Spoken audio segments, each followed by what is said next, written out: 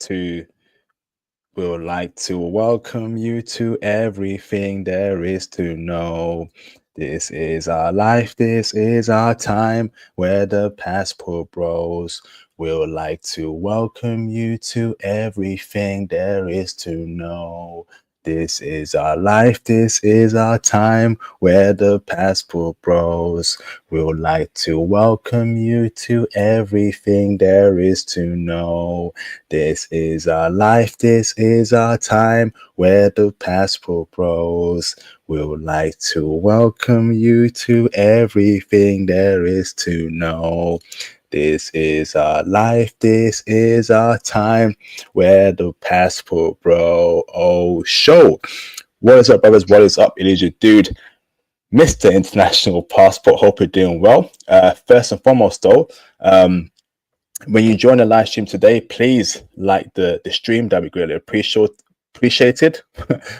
Please make sure you hit the super chats today, hit the PayPal donations, show IP some love and support. That would be greatly appreciated. And of course, join the Patreon for intel on foreign chicks in the bedroom, crypto intel. As you know, crypto's popping off. Okay, stocks intel, and a lot more intel for you brothers. Okay, as you know, Python course coming February 2025 announcement. Okay, February 2025 will most likely be the Python course, so get ready for that.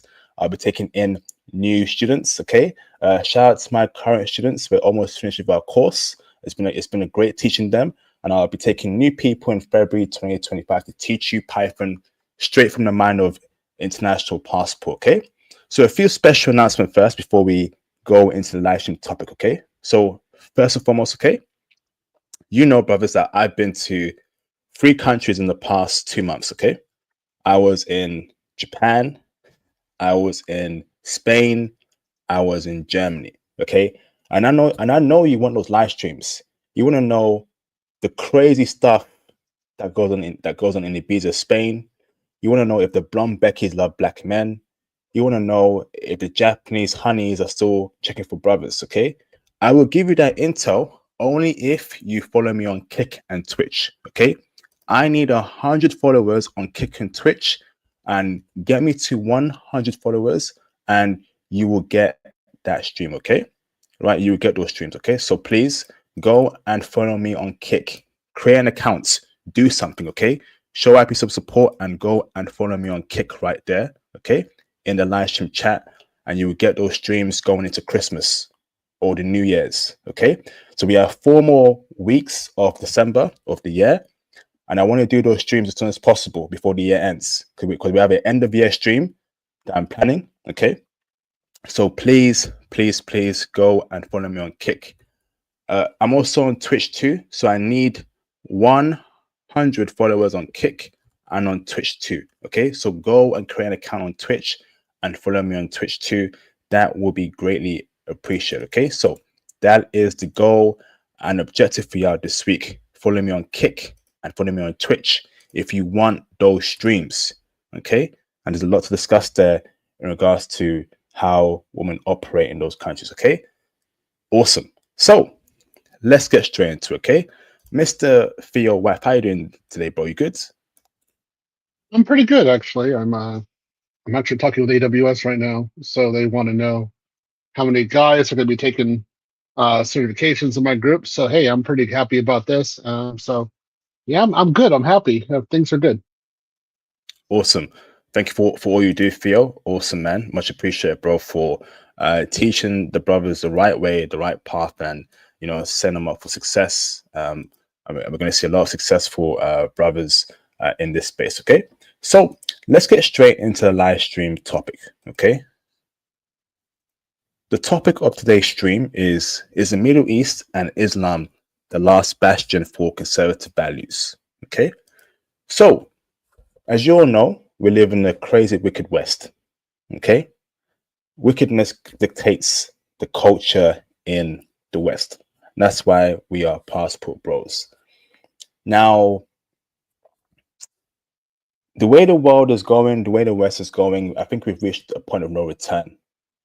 The West will never be how it was before. Okay, UK will never be the same as it was before. So in America. Okay, And the goal for many men in this group is to find wifey, traditional wifey. And a lot of brothers want to live in conservative societies or be around a conservative culture. And there is a place that offers that kind of conservative values that we so desperately want to acquire and achieve. And that's Islam and the Middle East, okay? So the title is the Middle East, and even uh, countries that have that Middle Eastern mentality or culture. That might be Malaysia, Indonesia, okay? That might mean Bangladesh. Oh man, brothers, I think I'd avoid going to Bangladesh, but I'm just saying in general, okay? Countries that are majority Muslim, okay, but have that Middle East mentality, okay? So the first point here that I want to put out there is culture, okay? In the Middle East, okay, and in the Islamic culture, okay, there is no degeneracy. There's a very low amount of degeneracy.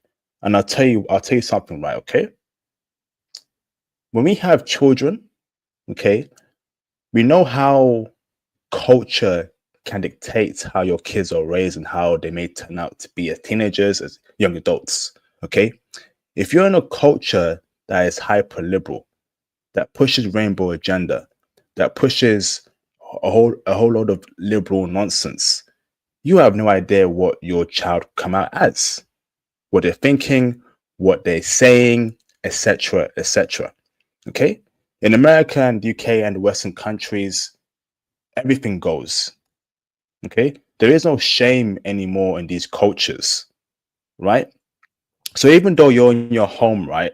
Okay, and you're trying to instill within your children good values, conservative values. But guess what? Every day they go to school. Every day they speak with their teachers, right? Who more than likely will be liberals. They put on the TV in the West, liberal propaganda nonsense and messaging. But guess what, right? We don't see that kind of culture in the Middle East, in Malaysia, in Indonesia, and Islamic proxy countries. Okay. So, as conservative men, right, that want to have conservative kids and be in a conservative environment and culture, all right, Middle East or Islam can provide that. Being in an Islamic culture or an Islamic way of thinking could be could allow us to insulate ourselves from such degenerate culture. But yeah, what's your thoughts on that first point as to culture, Middle East and Islam, brother? Mute. Oh, I can't hear you, bro. No sound.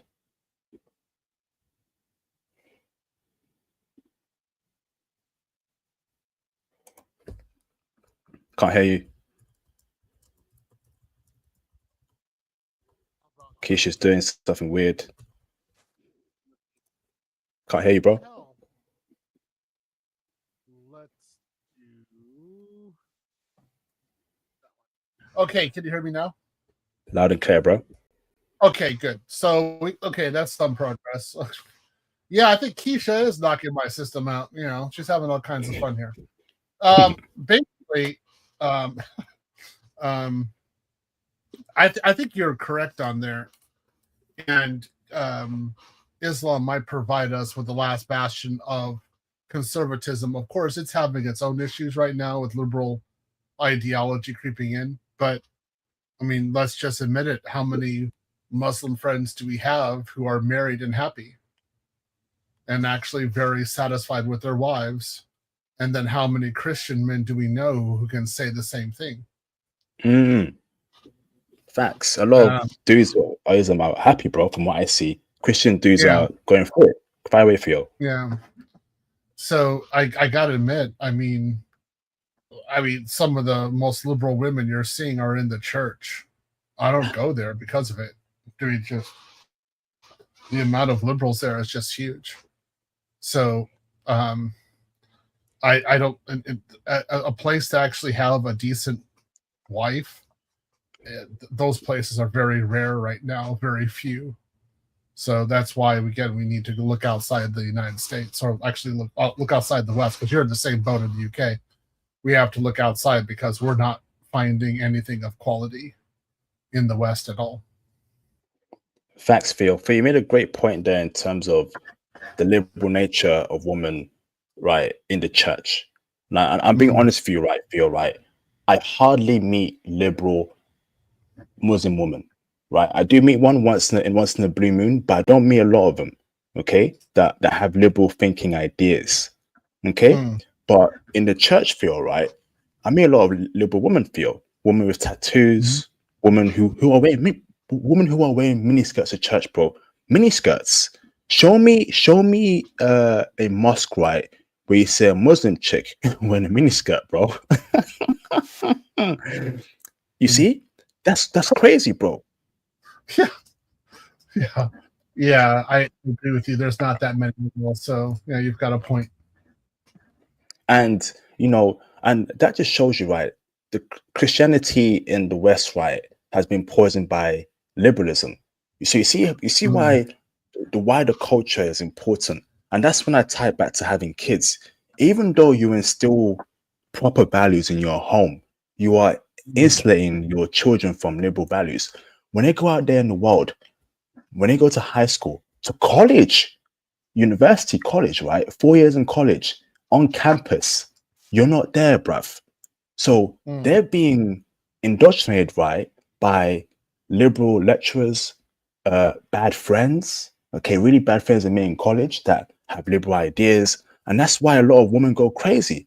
That's why a lot of women become 304s in college. A lot of women, they just switch up, and do a complete 360 because it's the culture. Now, show me that in the Islamic faith. Show me that happening in Tunisia. Show me that happening in Saudi Arabia. Show me that happening in UAE. Show me that happening in the Middle East in general, right? Or majority of Muslim countries. You don't see that, bruv. So again, mm. even though you're being the man of the house in your own house, right? The wider culture in most cases may prevail and ruin your children's mentality and lives forever. Let's keep it real, Phil, right? Mm, mm. No, I definitely agree with you. Yeah. So I generally agree on those points. You definitely get to have conservative women. That's something. Um, I think it's also the conservative thinking that they have, which is refreshing. The non 304 culture. Yeah, I've rarely met a Muslim woman who is a 304. Very rare. I have. Mm. I mean, but it's a few. But I've met as many 304 Muslim women as I've met Keishas who are loving, faithful, could cook and clean, and didn't have any baby daddies.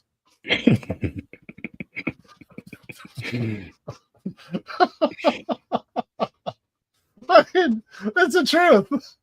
Facts. They're correlated. Facts, bro. Absolute facts. So that's that first point there, culture. Okay. The powerful force of liberal culture can pierce religion or your conservative household because again, the TV's liberal, the music's liberal, right? The movies are liberal and they push out anti-religious values and anti-conservative values. Okay. Mm. Point. You want to speak of that, Theo? Come on, bro. Sorry. Yeah. I mean, I get it. Well, in the West, we have plenty of like liberal media, right? I just turned it off. I didn't even listen to it. And I was definitely surprised over time seeing so many Western women um, engage in that kind of media. And I would just look at them like, why are you doing this? This isn't beneficial at all. But they were all into it. So, I mean, if it was about affairs, betraying your husband, cheating, the methodology for doing it, being a 304, sleeping around, they were just totally into this. And again, I would just look at them like, what's wrong with you? Like, honestly, what's wrong? Like, why would you want to do that? Because I mean, normally you think about that kind of behavior, you think about Western men in Asia. like doing that kind of stuff, and I didn't do that. I was pretty good, actually. I was rather conservative, so I usually just wonder what's inside their head. I have no idea. Just oh well. Facts, Theo. Theo, imagine coming home, right? Imagine sending your daughter to college, right? Okay, your princess to Mhm. college, right? And she comes home after 4 years or after 1 year saying that she hates men, men are trash, and then she starts making up lies about how you've been a bad father, how you've been oppressing mom, patriarchy, and you're thinking, are you out your goddamn mind? I paid for your college. You were never hungry. I looked after you. You know, but that's what a lot of men are going through. Feel. I know dudes in the UK who are going through that right now. Feel with their daughters, right? Mhm. Coming home from high school, from colleges, and they're being fed BS, right? That men are the problem, blah blah blah, patriarchy, etc., etc. Mhm. That's the problem, Theo. Middle Well, East, come on, bro. I think it's how you respond to it is going to be like fundamentally important in the West. Of course, in the Middle East, you don't have that problem, right? But I'm also seeing that problem now starting to trickle into Japanese women's thinking a little bit. Mm. Uh, Oh, I speak on that, the Theo. idea of the patriarchy in there, but I see. I don't know how they're going to actually be able to implement it because if the guys are disengaging, then what can they do? Like it's not in Japan, it's not the women who are doing 4B, it's the men. Mm. so so what are the women going to do if the men are doing 4B and the women are talking about patriarchy? That's oil and water. That's not going to work together, right? So in the United States, yeah, if I had a daughter and she would going around talking about patriarchy and everything like that, I just look at her funny and say, yeah, okay, whatever. And do you want me to pay your education? You Mm. I don't like. Do you really want this? Go. It's for patriarchy. Let's think about it. Let's talk about it. Theo, I think we got to do a stream about the current state of Japanese women because brothers, if you want that stream, brothers, right, make sure to follow me on Kick and Twitch. If you want the Japan stream, because when I was just there in Japan, and I kind of I kind of saw some things that I didn't like there. I think, right, okay, liberalism is piercing Japan at a high rate to the point where I do believe that in the next, I don't know how many years, but a lot of Japanese chicks are going to start behaving like Western chicks. Some of them already sleep around. I'll keep it real with you. Some of them have a high body count, right? They do get down. There's a hookup culture there in Japan, right? That I'm going to break down for you in the stream, okay? But Theo mentioning that the patriarchy stuff coming in Japanese women's head, you can kind of feel it when they're not dating men. How dating is pretty bad there in terms of men and women are not dating each other there. Low birth rates, low marriage, etc., in South Korea and Japan. That's what happens when liberalism pierces your culture. A lot of some Japanese women feel, I think, are getting that mentality that men are the problem. Patriarchy. I feel right in the UK feel. I've met them feel. I met them in the UK feel. I'm like, yo, what the hell's going on, bro? It's not So, in hmm, Japan. It's not that issue. It really is a herbivore man situation. It's our group. It's men going their own way. So if the men stop, I mean, right now you have around 30% of Japanese men in their 40s who are virgins. So if you have that kind of demographic information, then the women, even if they're hoeing around, like, what are their real options? There's not a lot of men to choose from. So the women who would be doing that would be limited. It's not like the West. And then if you're talking about like selling yourself online, that's dominated by snow bunnies. The Japanese women aren't doing that hardly at all. Um, you want some? You want something funny? Okay, Japan has one of the largest adult content markets in the Mm-hmm. world. Yep. They would have more women in it, but they don't have enough men. I want you to think about that.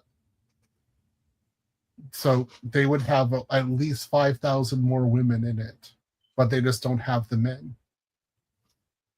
So they, again, for Japan, it's kind of we're not talking about real Westernism. We're talking about more of the men just stopping, like they're not participating. So there's women are kind of in a deadlock situation. Even if they say patriarchy, there's no way of really enforcing it if the men aren't participating. Um, Now we're talking about the West. We're talking about Islam. I do think that Islam does provide a great deal of options, value, and family value and societal value in terms of cohesion. So I think it's a very good option and something that the people in the West should definitely consider.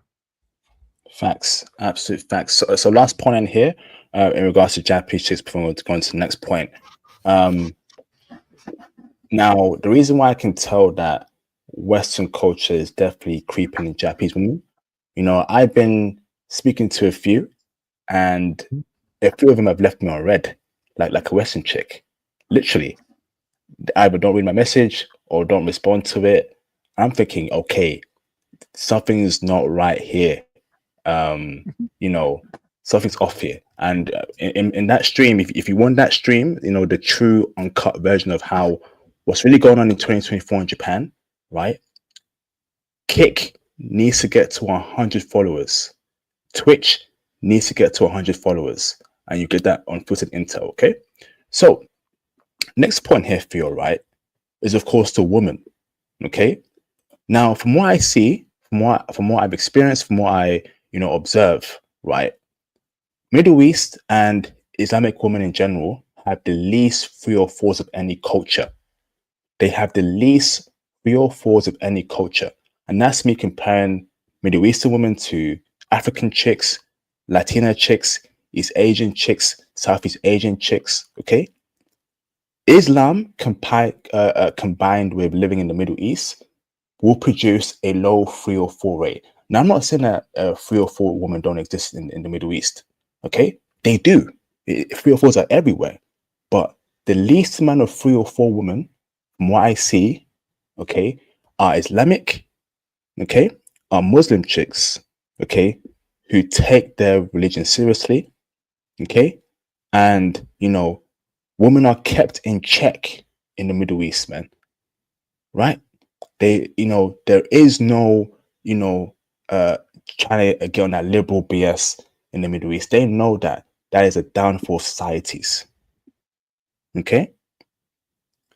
So when we compare that to the UK and America, women are out of control in the West, bro. They're out of control, bro. Big time. They're marrying dudes for their resources, divorce after 5 years, take his pension, take his 401k, take his assets. Middle East, right? The laws favor men, right? Or the laws are at the very least fair. You can't just run a dude's pockets and after marrying him, for the intention of running his pockets. Whereas in America and the UK, it is incentivized to divorce men and take his ish, leave him out there in the streets, bro. That's not happening in that culture.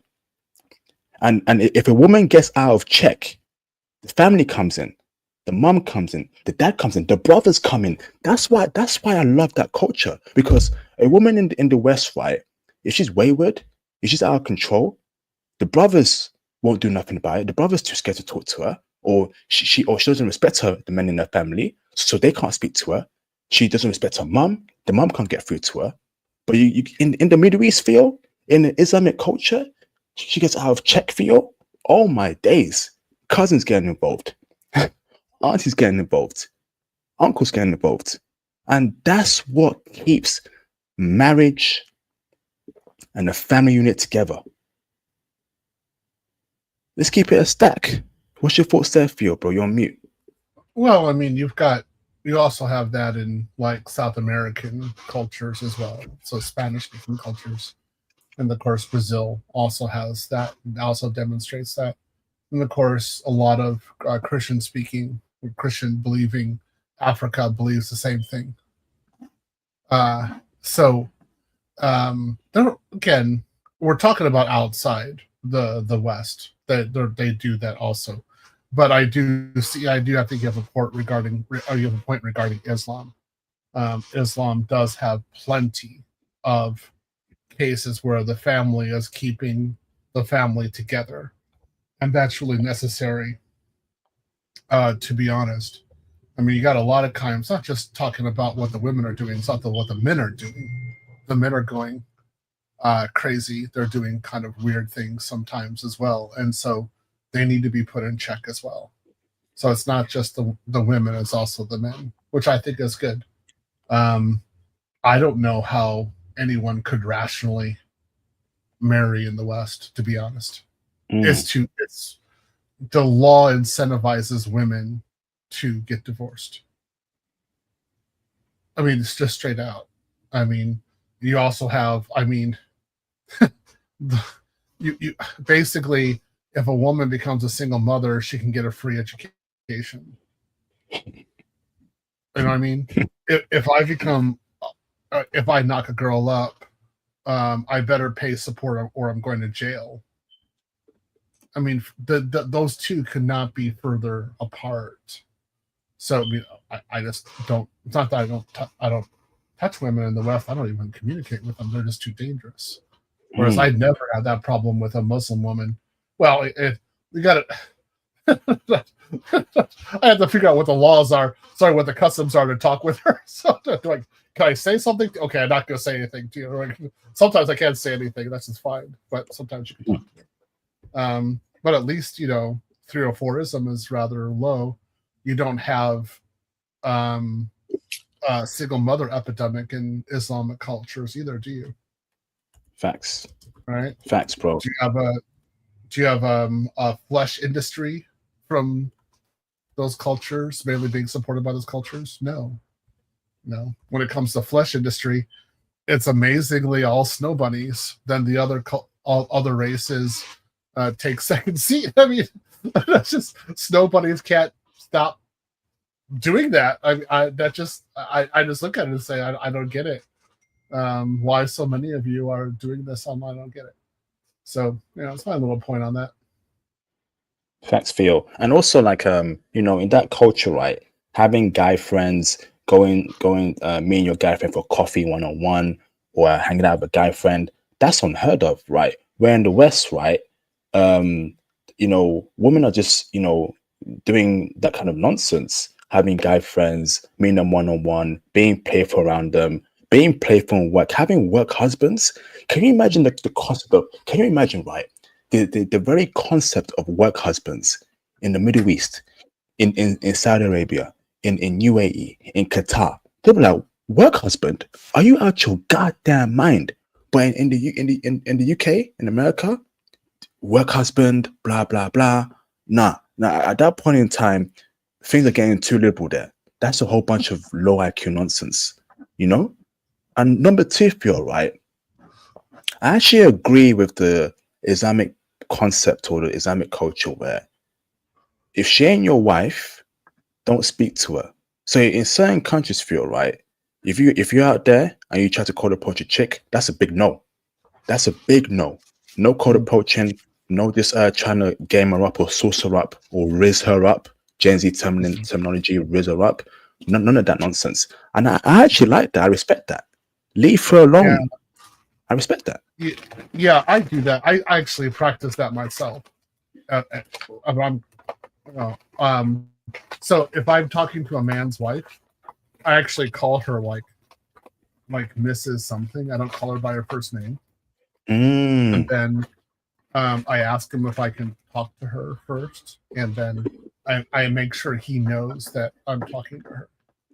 So when we're talking, like it's out in the open, and if that happens in church or something like that, then it's usually right in front of her that I'm doing it, so he knows Mm. fully. There's no fooling around, and then after that, I just stop talking and say it. So I again, that's just the way I feel about the situation. Why I would be talking consistently with a married woman, I have no idea. Mm. I just don't do it. Facts, Phil. And Phil, do you know what, right? Phil, let's keep it a buck. Let's keep it a stack, Phil, right? A lot of Japanese chicks have a lot of guy friends, even though she's married. But let's keep it a buck, Phil, right? Being friendly with guys who that are not a husband, having drinks with them. Phil, I have personally seen that in Japan and in the UK, Phil. I've seen that, Phil, right? I'm thinking, ain't you married? Right? Back in Japan, ain't you married? Why are you hanging out with him? A bunch of dudes. Why are you being so friendly? Why are you messaging? Phil, Well, let's keep in it the real. West, yes. Remember, talking. We don't look at the West. You actually have to look at that in Japan. In Japan, I mean, if you are in the countryside during the day, there are very few men out there. It's usually depopulated because all the men are in the major cities. I remember that when I was there teaching. So there'd actually be very few opportunities for married women to talk to men.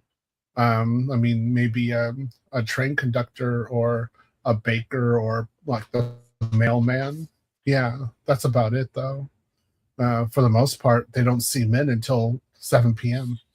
At the very earliest. In the city, Phil, right? Let's keep it Mhm. real.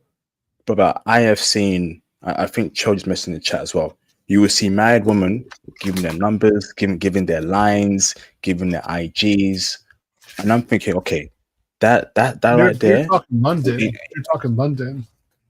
Not Theo, you're I've not seen talking that. about you're not talking about Tokyo. They don't really Happy, participate in Instagram. They still Theo, don't.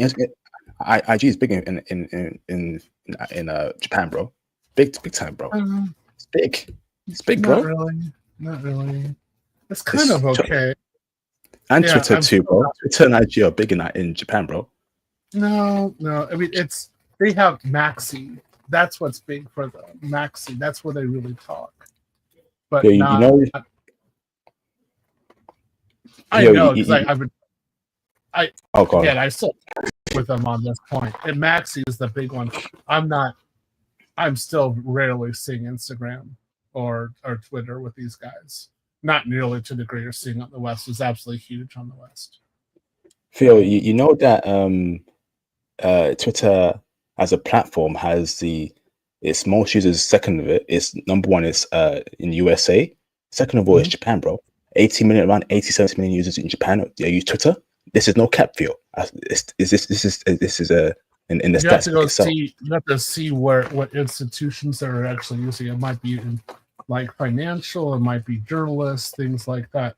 In terms of like the individual woman using that now, it's just not something that they're into for business purposes. Yes, but that's about it. They're not. It's not nearly as big as it is here. Let me pull up the stats for you, right? Because Mhm. um, let me pull up the stats for Twitter users by country. Even I was surprised at why there so many Japanese people. Yeah, look, let me pull it up, okay? Sure. So this is by country, right? Excluding the US, okay? And you know, let me put up this website. Present, um, share screen, share screen. Okay, so Theo, right? Here is Twitter users per country. You can see here, United States has just over 100 million users on Twitter. Then second of all, Theo, is Japan with almost 70 million users on Twitter. And it says here, right, Japan is next in line with an active community on Twitter of users who rely on the platform for news, trends, and unique cultural conversations, Theo, when I was in Japan Mhm. this year, right, almost everyone I met in Japan was on IG or on Twitter, Theo. No cap. Well, so they're on Twitter. You have to see what actual content they're talking about. For the most part, it's going to be news, some sort of cute little thing, something like that. It's not going to be what it is in the West at all. I mean, if you're there, did you see how their search engine was most likely Yahoo as well? Yahoo's still major in Japan, and it's still major for their phones. Like Yahoo has a dominant position in the market. I still see it. I mean, I'm still tracking it. So, I mean, if it's not a Yahoo-based service where they really have their apps attached, then it's really not going to be making it that big. This might be something a little cute with what you're having there, but I guarantee you it's going to be news or like Kombini, something like that, some sort of sale. And that's about all it's going to be. That's it. Okay. Okay, Theo. So anything on that point in terms of women, comparing women, how family keeps them in check before we go on to the next point? No, I say Islam does keep the women in check, and it somewhat keeps the men in check as well. The men have to do a lot. So, I mean, I think that having guardrails in society is beneficial for the society. Having a anything goes mentality is not beneficial at all for anybody. Facts, bro. So feel right, okay. Next point here is that now I know there's war in some countries in the Middle East, right? But I think, right, when we compare peacefulness of the West and the Middle East, when you compare a functioning Middle Eastern country that has no war, like Qatar, Saudi Arabia, Oman, Bahrain, UAE, etc., right? I mean, compare it to America and the UK, those countries feel are way more peaceful than the West. Ain't gonna worry about Pookie and Ray Ray, stepping to you, trying to steal your Air Force Ones. Ain't gonna worry about, Keisha twerking on the street or on a car like we see in Miami with their tongues out, wearing booty shorts. You ain't gonna worry about that, Theo, right? Ain't gonna worry about some sort of crazy, substance filled individual trying to, attack you. Let's keep it a stack. And I look at the stats, right? Functioning Middle Eastern countries are some of the most safest countries in the entire world. That says a lot, Phil. That says a lot. And why is it so peaceful? Islam. Let's keep it real. Islam, right? Islam, majority religion, single way of life, single culture, single book, okay? And people are kept in check, not to be, a rude boy, a roadman, Pookie and Ray Ray, Keisha, whatever. They are kept in check, Theo. What does that say, Theo? Because Theo, I'll be real with you, Theo, right? A lot of black parents are shook, are scared, right? To send their kids outside to buy milk, bread, because they might get attacked because they're black, right? They might get stepped on, they may get robbed. That's not, the Middle East, you ain't gonna worry about that for the most part. Let's keep it real. Let's keep it real, bruv. I mean, you don't have to worry about that in Thailand, Korea, or Japan either, right? Canada is pretty chill. In fact, 7 months a year, they're pretty cold. So you don't have to worry about that either. That's okay. I don't know whether or not I want to be in Iran and just go out for milk in the middle of the day. I'd be rather worried about my safety, to be honest. Obviously, no one's saying Iran, right? I'd just be worried. But I'm saying that there are places. There are places that are war torn at this point where they have issues, but I'm sure what the Islamic position is that they only have these problems because non-Islamic influences are in the area, which is a proper retort to that. When Islam is the number one religion and free, then there's social cohesion. and there's peace and prosperity with the people. That's pretty much what they're saying. Mm-hmm. Facts. Absolute facts, man. Absolute facts. Um, so another point, right, Theo, is that in those countries, right, laws favor men, or laws are a lot more just than in the West. Divorce laws, you know, laws that clearly favor women or clearly exist to screw up men that we see in the West isn't there in the Middle East. Okay, and we want to be in societies where the law isn't against us. That's why a lot of men are not marrying in the UK and America. The laws are clearly against men. Imagine this, feel right. Imagine working your whole life, right? Getting all those IT certs. You get a good job in IT. Then you invest money in crypto. It goes very well for you. You do it extremely well. And unfortunately, marry a Western woman. Okay. She runs your pockets in divorce. Okay. And then takes your pension, 401k, leaves you out in the street while in your house that you bought, she's smashing some dude on your bed that you bought. That's the average divorce story of the Western man in America and the UK. Let's keep it real. Your ex-wife is smashing some dude in your house and in your bed that you bought while you're out in a hotel paying $200 a day for a room, and you're thinking, where did it go wrong? Where did it go wrong? You think the average Middle Eastern dude is thinking about that, bro? You think the average Middle Eastern dude is going through that right now? Hell no, bro. No, he's not doing that. And then also the West, the woman is blaming you for everything and saying that you're either some sort of SA, child molester, or something like that. When you haven't done anything, you're just sitting there like, what's going on? So basically, the first thing, again, Western women have weaponized marriage against Western men. So you cannot even consider even dating or having a cup of coffee with a Western woman. It's too dangerous.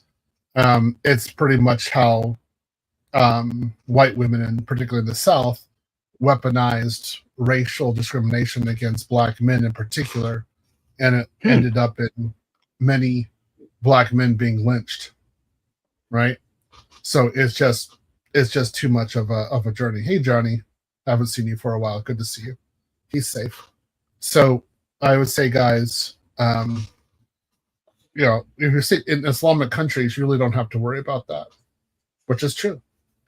And again, in our group, how many Western guys are married and happy? They're quite a number. So I can't deny that. How many invitations have I gotten to go to Morocco? So I speak in French. Let's go to Morocco. Like, okay, that's an option, maybe. I don't know. Do I have to speak Arabic now? Oh no, not another language. I'm dead. I'm tired.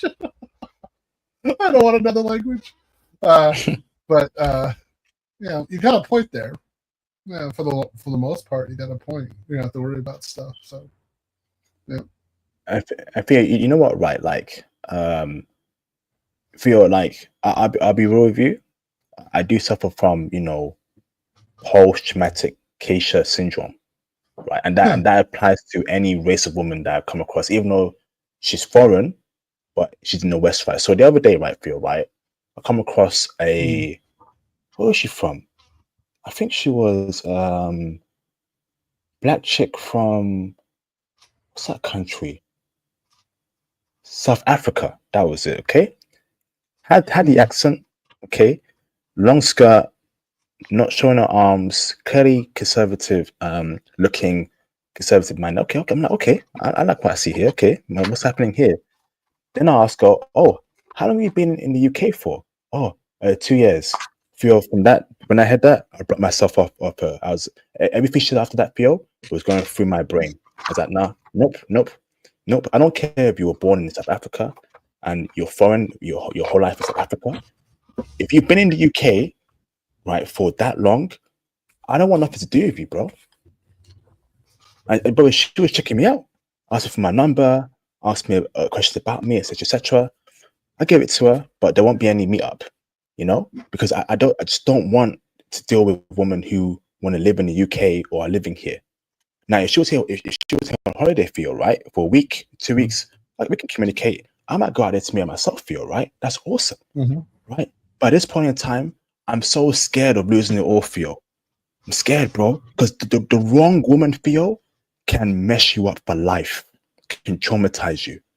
Mm-hmm. I do not wish that on any black men. I do not wish that on any man in general of any race, actually. Right? If you're in the chat and if you're not black, press a 2 in the live stream chat. Okay? Because I don't wish that for black men. I don't wish that for any man of any race. Right? Marrying the wrong woman, getting the wrong woman, and she takes you to the cleaners. I do not wish that for any group of men, bro. Well, I'm scared, again, man. as we've said in other streams before, every single Western woman has Order 66 in her brain. The only question is whether or not they execute it.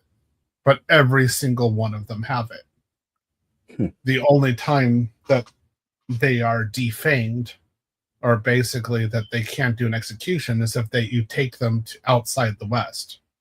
So, if a Western woman tries that little prank in Japan or China or something like that, just going to be laughed at.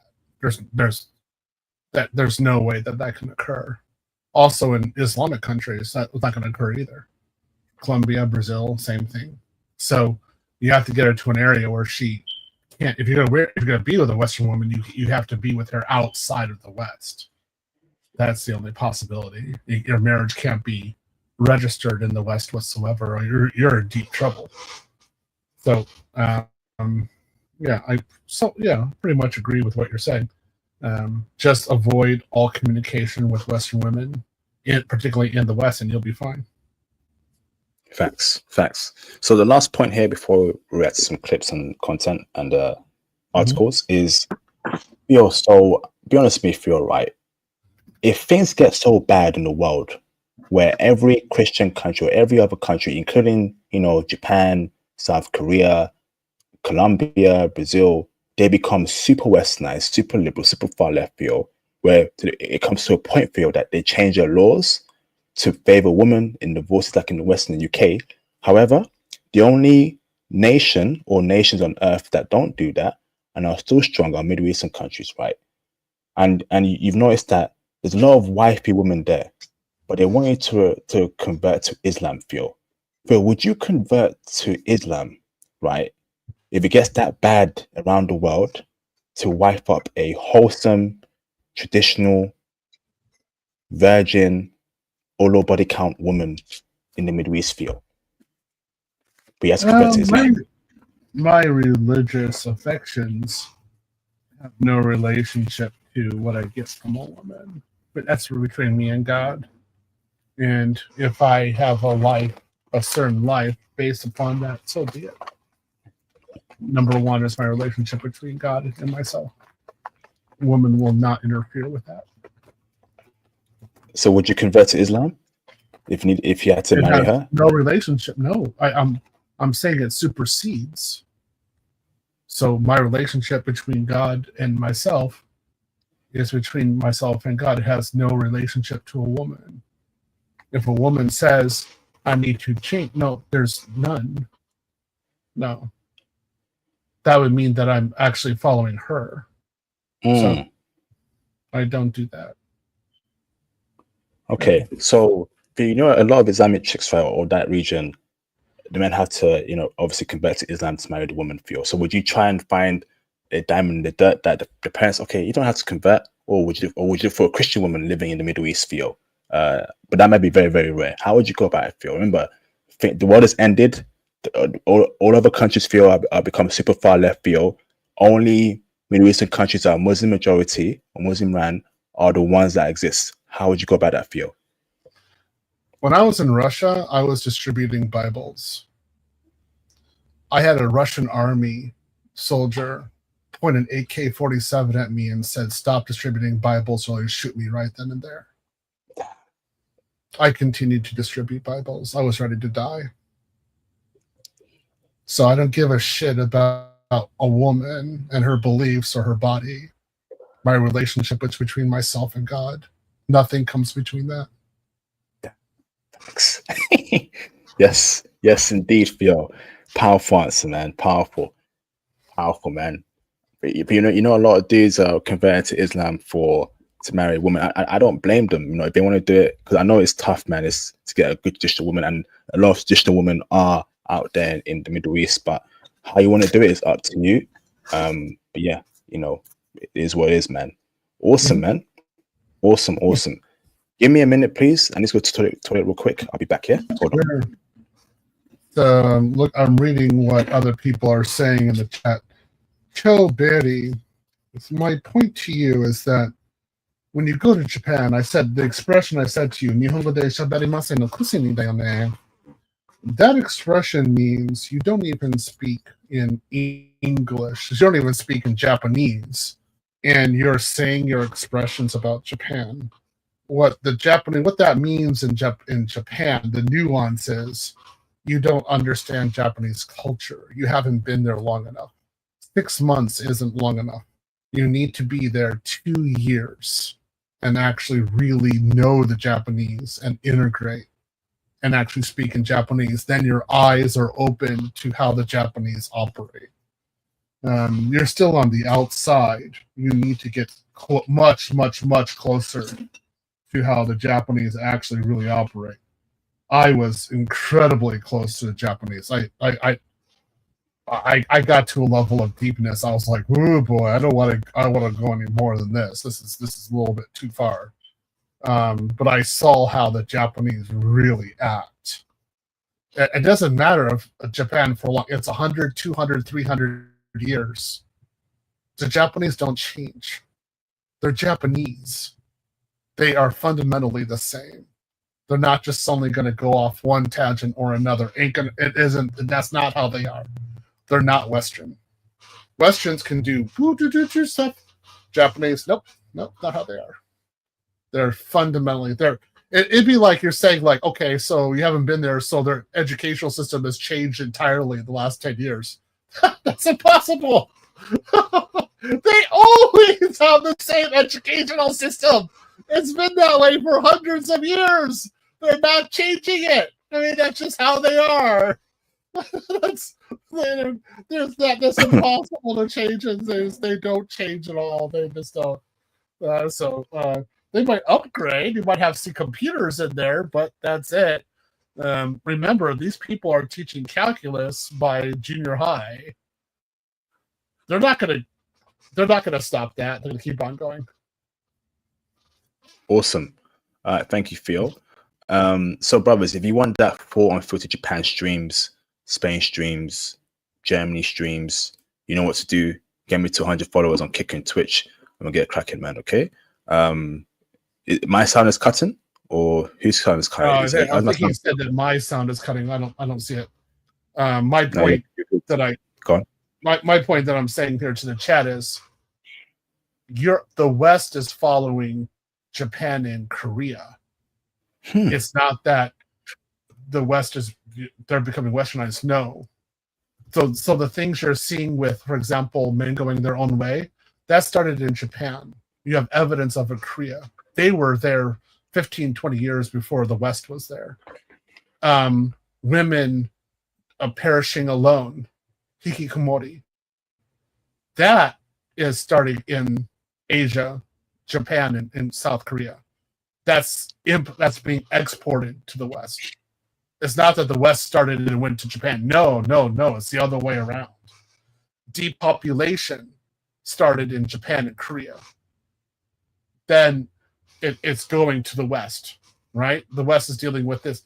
Depopulation was an issue started in Japan in the 90s. It's just happening now in the West right now. So this is why I say it's not the West going into Japan and Korea. No, it's Japan and Korea having a lot of capitalism, and their societal changes are now being reflected in the West. That's all. That's how that works. Thanks, Phil. Yeah, the Japan stream's going to be insane, because these Japanese chicks are oh man, these Japanese chicks, man. Did you go to Roppongi? Because if you're going in certain areas where they're speaking English, oh yeah, you're gonna get a Western view. There's no way. That's just I do that when I was there. You get a different Japanese woman, so you really have to focus on the Japanese women who don't speak English at all. That's how you even, get the real Japanese. even that feel. Don't worry, we're out of the stream because I'm not. They're good, right? But I feel like a lot of things that happened that are changing quite rapidly in Japan that I don't like what I saw. Shout out to Techie North for the support. Support Flame. Thank you, bro, for the support, man. Much appreciated. First super chat tonight. That's greatly appreciated. Thank you, bro. So let's start writing some clips from this week. Okay. So I'm gonna present the screen, video file. Okay. And I'm going to show this clip over here. Let's go. So here we go. So let's react to this clip over here. Okay. Let's go. Date in Japan. Let's see what Japanese brother says. Okay. Guys, nobody wants to date in Japan anymore. Even in Tokyo. What? Let's talk about it. Do you know that there is a dating app from Tokyo government now? Yeah, remember that, Theo? Several weeks ago or months ago, there was a dating app to encourage Japanese people in Tokyo to start dating each other. Now, there's an update on the app, how many people use it, etc., etc., and the numbers don't look too good, Theo. What is going on in dating there in Tokyo amongst Japanese people? Let's get cracking. And it's been out for 3 months, and now we have the number. Like, how many people have enrolled in this app, right? Tokyo government app. I'm sure it's cheap. I don't know, maybe it's free, who knows, but we got the number. Guys, it's pathetic. The number is so low. In the past 3 months, only 12,000 people joined. 12K, man. That's 12,000 people in the past 3 months of a population of what? Nearly 8 million or 10 million in the Tokyo inner area. Okay, now that's spooky. That's spooky. That's not sounding too good right there. Eesh. pathetic, right? I mean, if you look at the population of Tokyo, let's just say in the 20s, 30s, 40s, right? Like in 20s, in Tokyo we have 1.6 million people. That's a lot of people. In 30s, we have 1.8 million people. A lot of people. 40s, 1.9. A lot of people. So total, we have like 5.3 million people. It's like kind of. Yeah, that's a lot of people, feel. Again, it's not just about money, man. They don't want to date, okay? No. Maybe especially women, they don't want to. They don't want to date. So that's liberalism right there. They don't want to date. No, that's not. Again, you have to start with the men. So your position is like what you're saying is in the West, because men aren't financially stable or not financially attractive, that's why the women are single. Whereas we know that we have the manosphere and we're talking about what the actual positions are. You're taking the liberal position in Japan and you're emphasizing the women. No, you have to emphasize the men. If you have men in their 40s, 30% are virgins, that's an issue. You have to go look at what's going on there. Because if they're out of the market, they're not doing anything. They're not dating. There's nothing going on. Then we have a systematic problem going on. Right? So that's what you look at first. This guy isn't talking about that. So what he is saying with these people not joining, I'm like, yeah, of course. Why are you focusing on the women? You need to focus on the men. If the men are saying, I'm out, I'm not going to date, it doesn't matter what the women are doing. The men aren't available. It'd be like you coming to Austin and you're talking to women about why they're single, and then I'm sitting here saying, I'm not even talking to them. I'm not doing anything. Well, how many men are like me in Austin? Right? You have to fundamentally ask that. So if there's more men like me in Austin, then there's a certain number of women who cannot date no matter what happens. There's just not enough men to go around, right? this is what's going on in Tokyo right now. I just want you to understand, this was the same problem at the late 90s.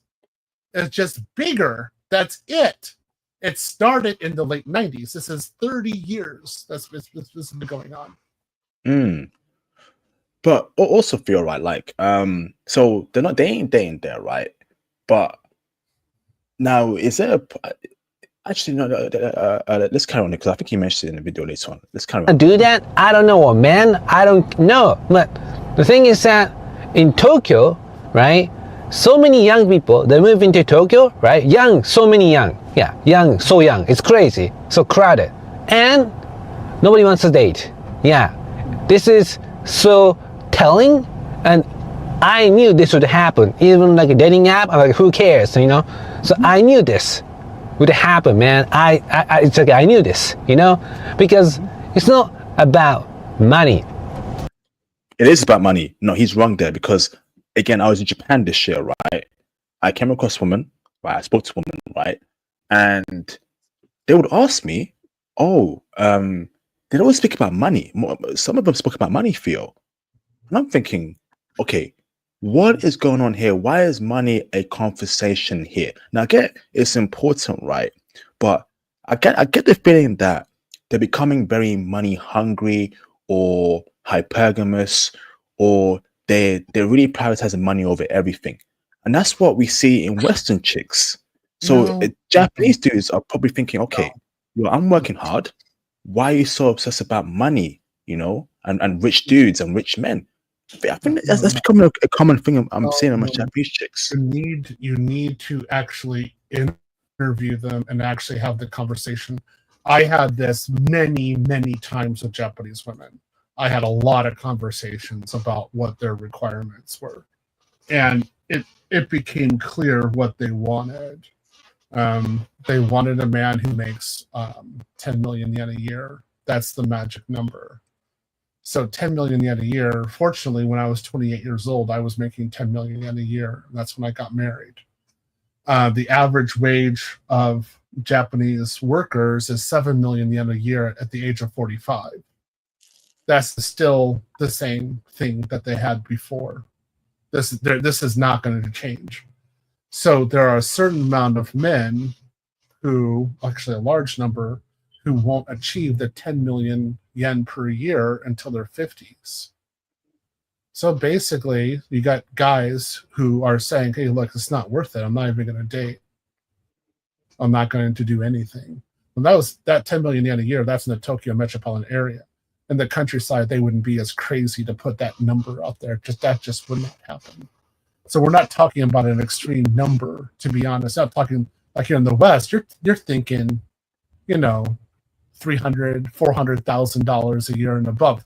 Japanese women don't think that way. That would be exceptional. They wouldn't even know what to do with that much money. I know, because I had a Japanese wife, and when I hit $250,000 a year, she flipped. She didn't know what to do with that much money coming in. She was like, how is this happening? Right? So that's they're not materialistic like you're thinking. This is not in Western terms at all. No. They do want to be financially secure. Yes. Secure, yes, but not really so much a materialistic way that you're seeing in the West. It's not going to happen that way. Okay. So it's Karen watching. Just money, right? Money is cool. I love it, but it's not that, right? I don't think people want human interaction that much. You know, some people do, sure. Not so many people, I think, right? Let's pick it up. Go on. No, that's entirely correct. So you're seeing particularly men who are withdrawing from the society. This is what we saw with herbivore man, and it has only increased. You just have a great deal of men who are withdrawing from the society and say they're not going to participate anymore. It's just a huge number. Again, here in Austin, I'm one of these guys as myself. I've withdrawn from the culture. I only go to gym. That's the only time I talk to people. I'm not out and about. But you have guys in Japan that are not even going to the gym. They just have their baitos, their part-time jobs. That's it. So the real conversation needs to be with those guys. in order to figure out what's going on. Not with the women. Talk to those guys, and you get to understand what's going on. Okay. Yeah, so it's this is telling you. So I'm telling you guys that this year, or maybe next year too, more and more, birth rate in Japan is going to collapse like crazy. I can't wait to talk about the number because I want to say I was right? But I think I'll be right, Yeah, I've been talking about this, but I think Japan is becoming more like transactional country, right?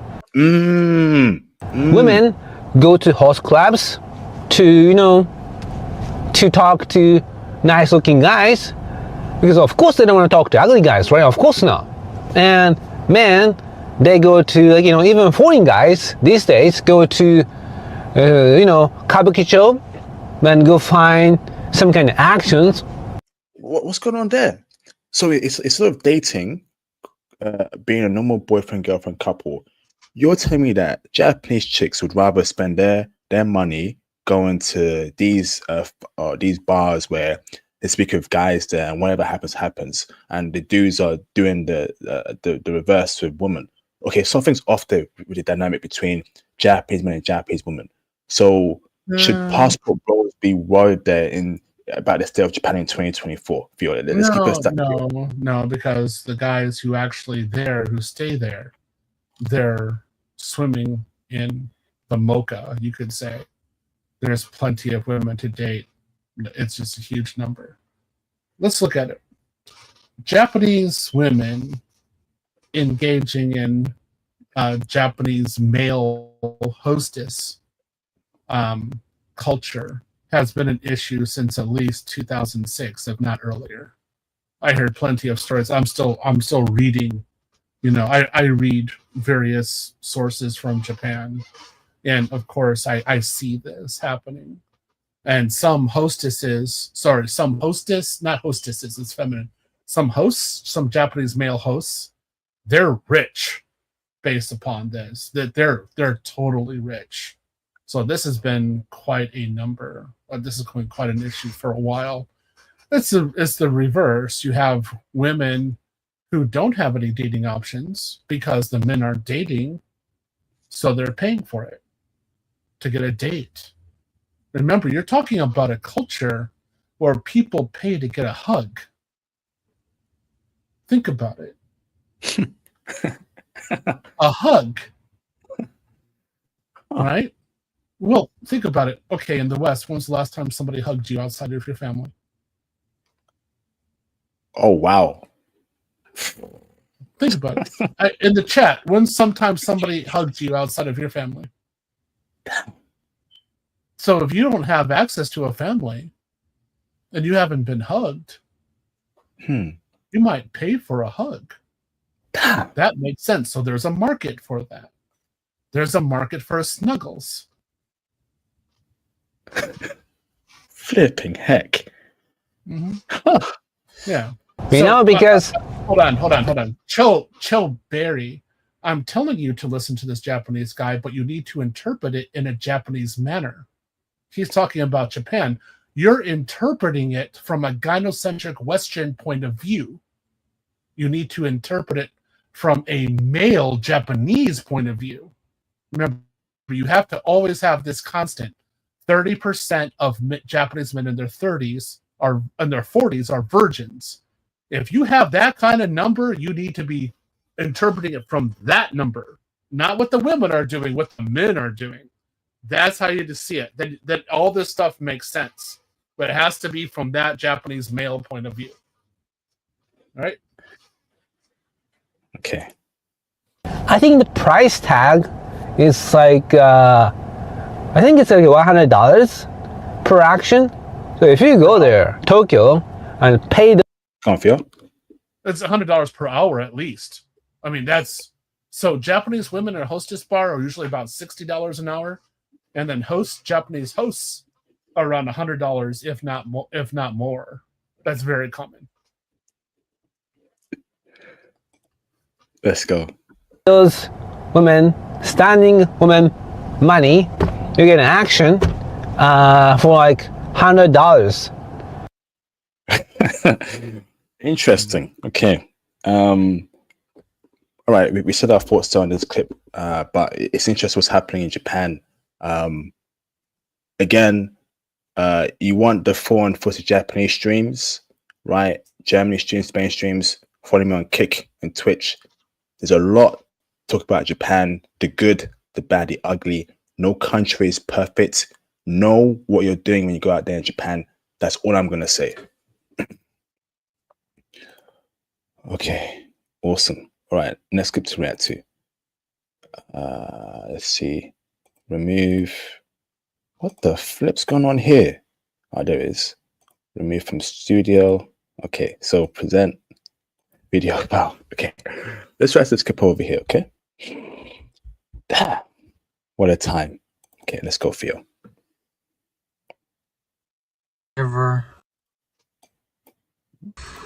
Never ever cold approach a girl at work. Why would you do that? Never do that, bro. I've did this before, and it's just a bad experience doing that. It's like try hard energy. You know what I mean? You're not there to be doing that, bro. And you know, I got a lot of people I know in real life that disagree with me on that because they don't think stuff through, and they're not, you know, not saying I'm smarter, because I already know I'm not that smart anyways, but it's just not a good decision to do that, in my opinion. Unless a girl, it ain't no unless. If a girl cold approach you, then it's different. No.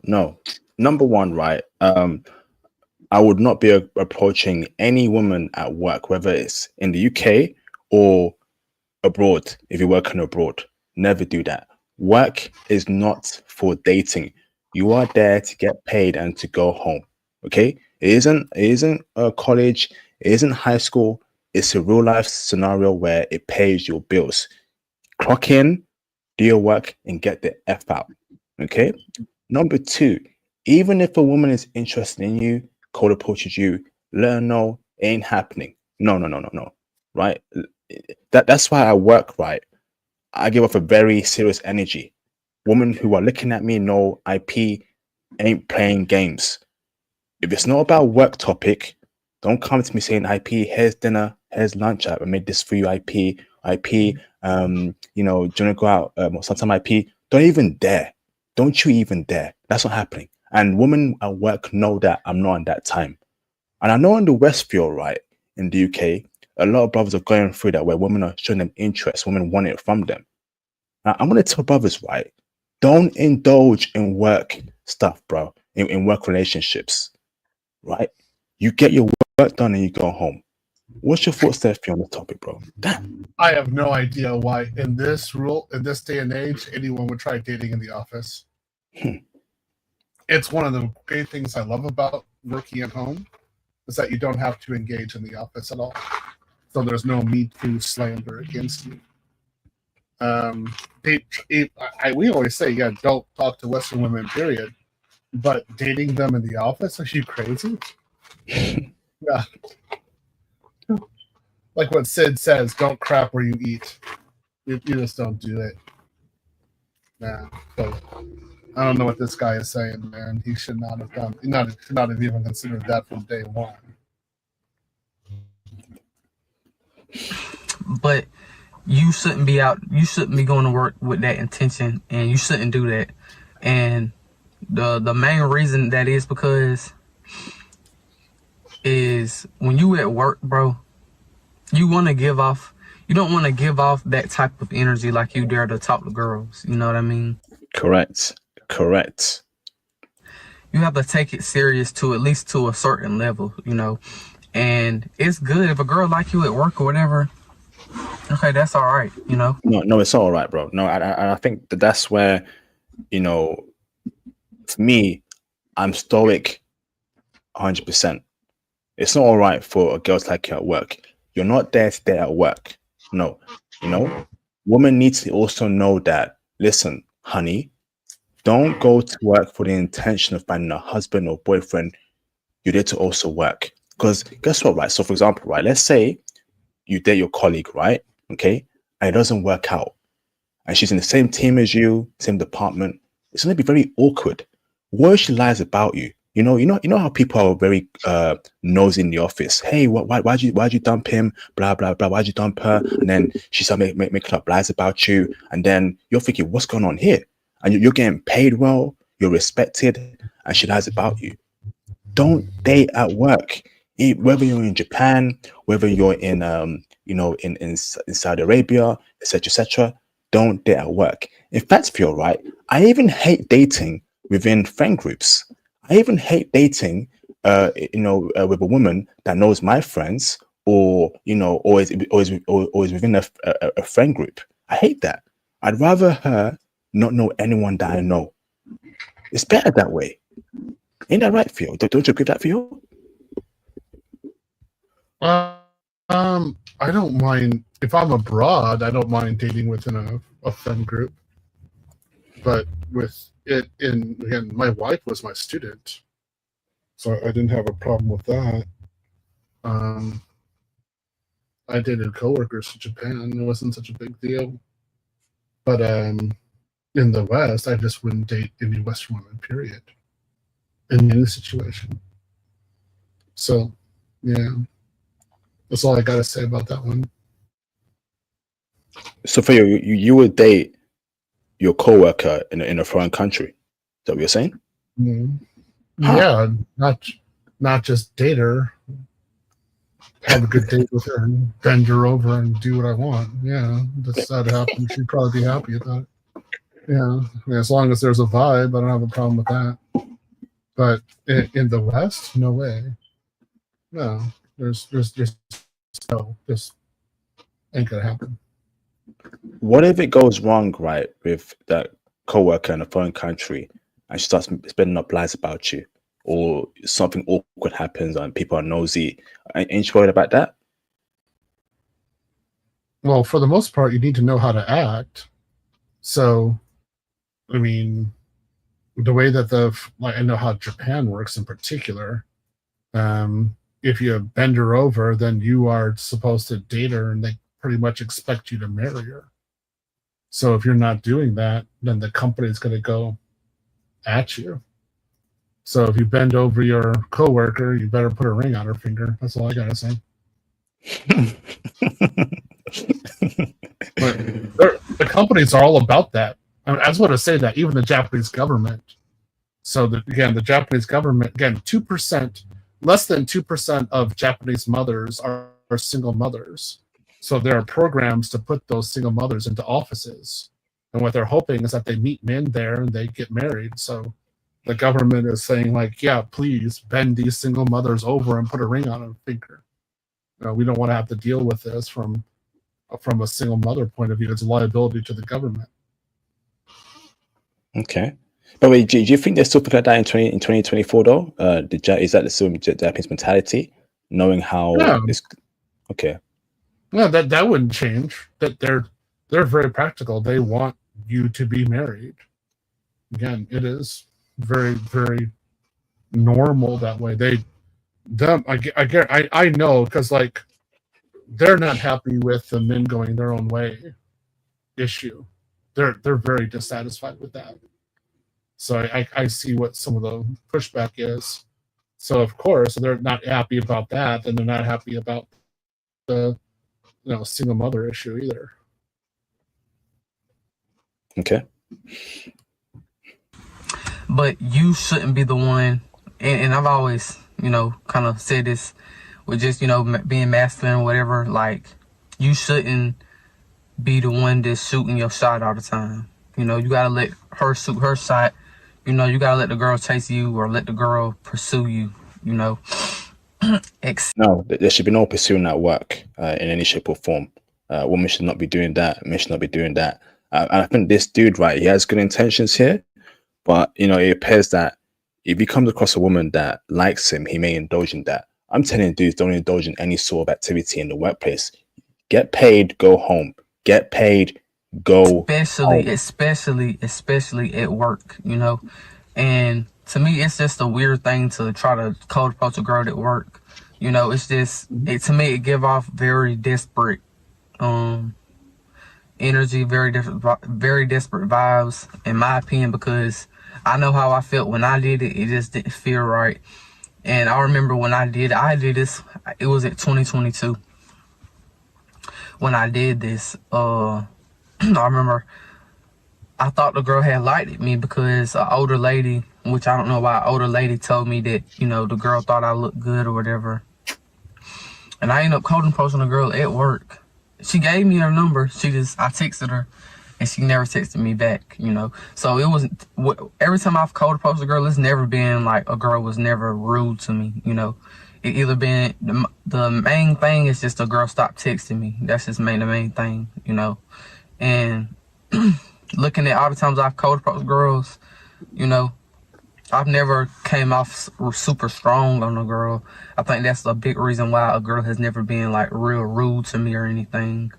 So here's what I'll do, right? Like, if a woman that works try to get my number, or gets my number in a way where she kind of hides it, that she doesn't like me, but she actually likes me, and she messages me about things about myself, and I get a feeling that, okay, she may like me, I'm gonna ignore her. I will ignore her. Or I may take like 2 days to get back to her, and she'll get the message that IP is not interested. Right? That is one thing that I'm concerned about. I never date work chicks. I don't. And in the UK, in the West, a lot of women have been given that signal. I see it in their smile, in their eyes, and they need to know that not with IP, ladies, no way. You must be out your goddamn mind. So you know what I do? I keep a distance, keep a very sharp face. I'm like, okay, I cover my mouth. I'm like, okay, So look, and tell them I give up an energy where IP is not interested, and that's how dudes should do it, bro. You should do it. Give off that energy that you're not interested. Hey IP, let's hang out after work. Nope, I'm going to the gym. I gotta go home. Hey IP, let's have lunch. Nope, I'm going somewhere else, or I'm doing work.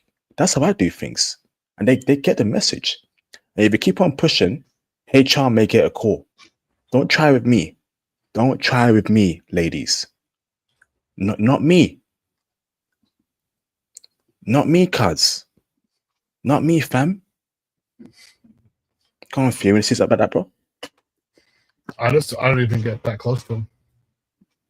Even if they like me or they don't like me. Even when I was younger, I just don't even entertain the possibility. There's just no way. I don't talk to them.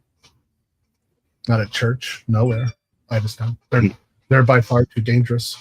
I treat Western women exactly the way that I, as a black man, would engage with white women in Jim Crow South, which would be non-engagement.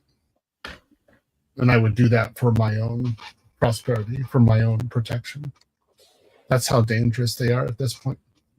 Facts. You know, and that's why remote work is a blessing, because you ain't got to deal with these women or see them because you're not in the office, you know. And may continue being a blessing to brothers in the passport bro space. Okay, don't date at work if you're in the office, man. It's not worth it. Okay, so move from studio. Let's press this one over here. Okay, video file, and let's watch this one over here. Okay. Men not to pursue overly. Why do many people advise men not to pursue overly beautiful women lightly? The reason is actually very simple. Ultimately, if a man lacks sufficient financial strength, having a beautiful woman in his life can create significant pressure. I would say in general, avoid beautiful women. And I think I spoke about it before a couple weeks ago. Like, going for the 10 out of 10 chick, personally, I can't do it because problems come with it. But let's hear what's happening in China, where a lot of Chinese dudes, right, are swearing off beautiful women. And I agree. Beautiful women cause problems.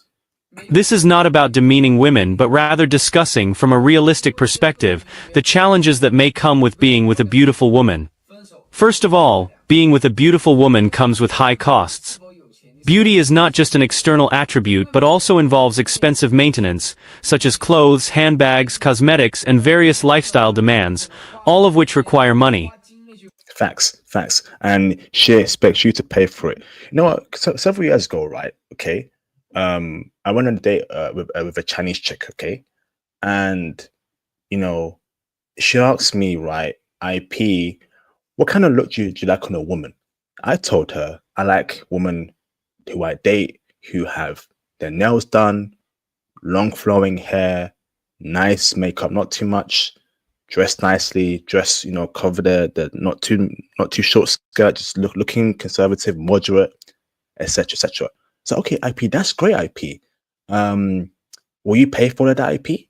Will you pay for everything that you want in me? I'm like, what? Yeah, IP needs to pay for all of that if you want that. If you want me to be like that kind of woman you want. You see, and she was actually very good looking. I give her a 8.5 out of 10, actually a 9 out of 10, right? And there was no second date because I knew that she'll be high maintenance. I'm not gonna blow a bag on a chick, man. That bag that I might blow on her, that should be in crypto, that should be in stocks, that should be paying for IT sets. Now, I'm not saying don't pay for dates, etc. etc. But like Theo said, right? If a chick is telling you to pay for her nails, her hair, etc. etc., and she got a job, okay, there's a problem there. Don't do that. Okay. Well, and I mean, go on. You just don't date in the web. That solves a lot of the problem. But the next thing I say is that if you're in another country and you marry her, you're paying for her entire beauty routine. Even if she has a job, you're going to pay for it. I did. I had to pay for mine. So you're not going to get any mercy, that's for sure. Well, I don't mind paying for that if she's my wife. My girlfriend, there's no way. Ain't going to happen. Okay. Interesting. But even if she's foreign, right? Okay. I tend to avoid very beautiful foreign chicks because problems come with that. And this guy's going to explain it throughout this clip. I know a high school classmate whose monthly income was around 8,000 yuan. His girlfriend was a stunningly beautiful woman, and he spent nearly 6,000 yuan on her each month. However, due to unforeseen circumstances, he lost his job and his income plummeted. His girlfriend quickly broke up with him. In the end, he not only lost his relationship but also a significant amount of money. Truly a case of losing both love and wealth. So, a man must ask himself one crucial question. Do you have sufficient financial strength and the ability to earn consistently? After all... Facts. So for you to date a beautiful woman, you have to afford a beautiful woman. And that comes with paying for a lot of her things. Like Phil said, if you're married to one, you're going to be paying for her maintenance, right? And if you lose that income, that might be shaky. Is she ride or die? Or is she actually with you with the money? How many beautiful chicks are ride or die in 2024? Not a lot. Knowing their value in the market. Not in the West, because remember in the West, if she's a 4 or a 10, both of them think they're 10s. So you can't date in the West. It's just not even a question. So your issue is that like a Japanese 10 or a Tanzanian 10 or Brazilian 10, are they ride or die? And I would say, well, kind of depends on the situation. It depends on where you're at. Some of those women, yeah, they're ride or die, to be honest, because they're tired of men cheating on them. If you listen to a beautiful woman abroad, one of the things that she will talk about is how she dates men who cheat on her, and she doesn't like it. So if you don't cheat on her, you should be okay. Okay. Very few women are willing to endure a life of hardship for the long term, especially those who are particularly attractive. If you lack money, what can you do? You'll have to spend a lot of time and energy pleasing and accompanying her, time and energy that could otherwise be invested in your career. The result is that your career stagnates due to distractions, trapping your life in a vicious cycle. Secondly, beautiful women often come with more trouble. Whether it's historical tales of kings or scandals involving celebrities, 80% of disputes and dramas involve women.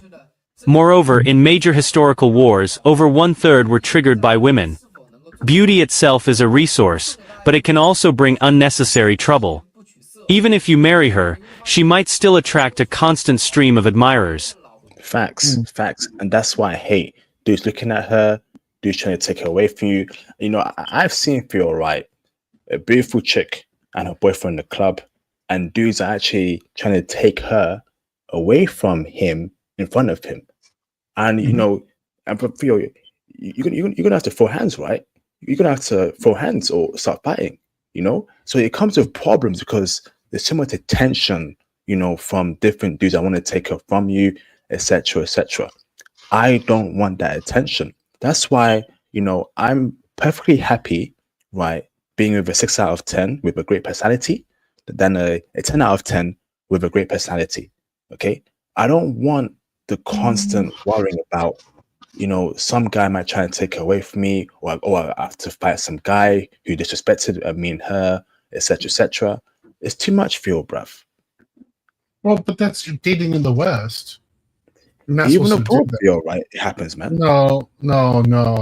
You're fine abroad.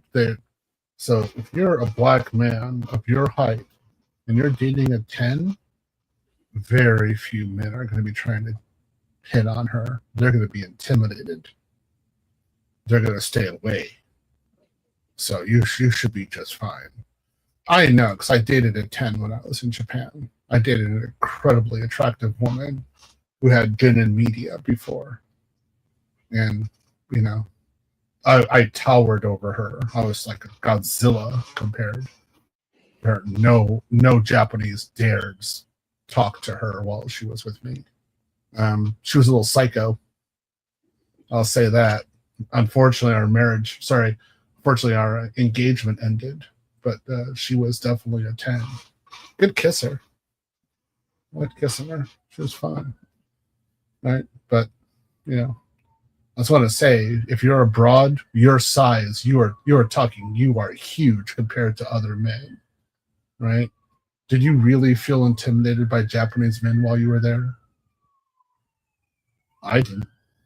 If it's a group of men, right? 10 dudes, 5 dudes, all in a club, staring at your girl, thinking, "Yo, who's that black guy with that beautiful jab?" Why would you take your girl to a club in Japan? You shouldn't be doing that. Nope. You could take your wife to a club. Yeah, I did that when I was married, but not when I was dating. No way. No, I just take her out to normal restaurants, things like that. Keep it silent, keep it cozy between you and her. There's no reason to be at a club. If you're not gonna happen. When I dated my 10, I was never at a club with her. I went to other places with her. I went to great restaurants with her, but I never did. Again, I was huge compared to her. I was more than twice her weight, and compared to other Japanese men or Korean or anybody like that, I wasn't even worried about them. No, man, I'm 6 feet tall. Okay. So I'm not. I understand what this guy is saying, but this guy, his position, he's not in a position where he can really negotiate. So he's going to take a lot of money. So this guy is probably going to go his own way in China because there's very little that he can do on the market at this point. He's in deep trouble. So a lot of Chinese men are like this right now. Okay. The harassment from these suitors can leave you feeling uneasy. If you're not mentally strong, you may become suspicious of your wife, doubting her loyalty. Over time, this lack of trust will inevitably lead to disharmony in the family and potentially to its breakdown. Thirdly, beautiful women are often used to being praised and adored since childhood, giving them a strong sense of superiority. Having been treated like a princess from a young age, beautiful women usually have high expectations. Even if you're wealthy, you might still struggle to truly win their hearts. Without sufficient personal charisma, relying solely on wealth makes it difficult to earn their genuine affection. Facts. Absolute facts. You speak on that, Phil. But this is what we talk about on the red pill all the time. It can't just be money. If it's money, you're in a bad position. That means fundamentally she doesn't like you. She has to have a genuine attraction towards you. Believe me, IP, there are plenty of women abroad who want nothing more than to be, what can I say, impregnated by a black man. That's going to be your market. And if she happens to be really gorgeous, great. If she really wants a black guy, she's not going to care who's hitting on her. When I was, again more Japan stories, my other foreign friends, when they were dating in Japan, they never had to worry about their women dating anybody else or trying to date anybody else. Yeah, man, they were satisfied. They were good. You know, they had a European or a Western boyfriend or a husband. Yeah, they were straight. They were good. The people who were doing the cheating were the Western men, not the Japanese women. Western men were bastards. So that's the way it was. Awesome. What is personal charisma?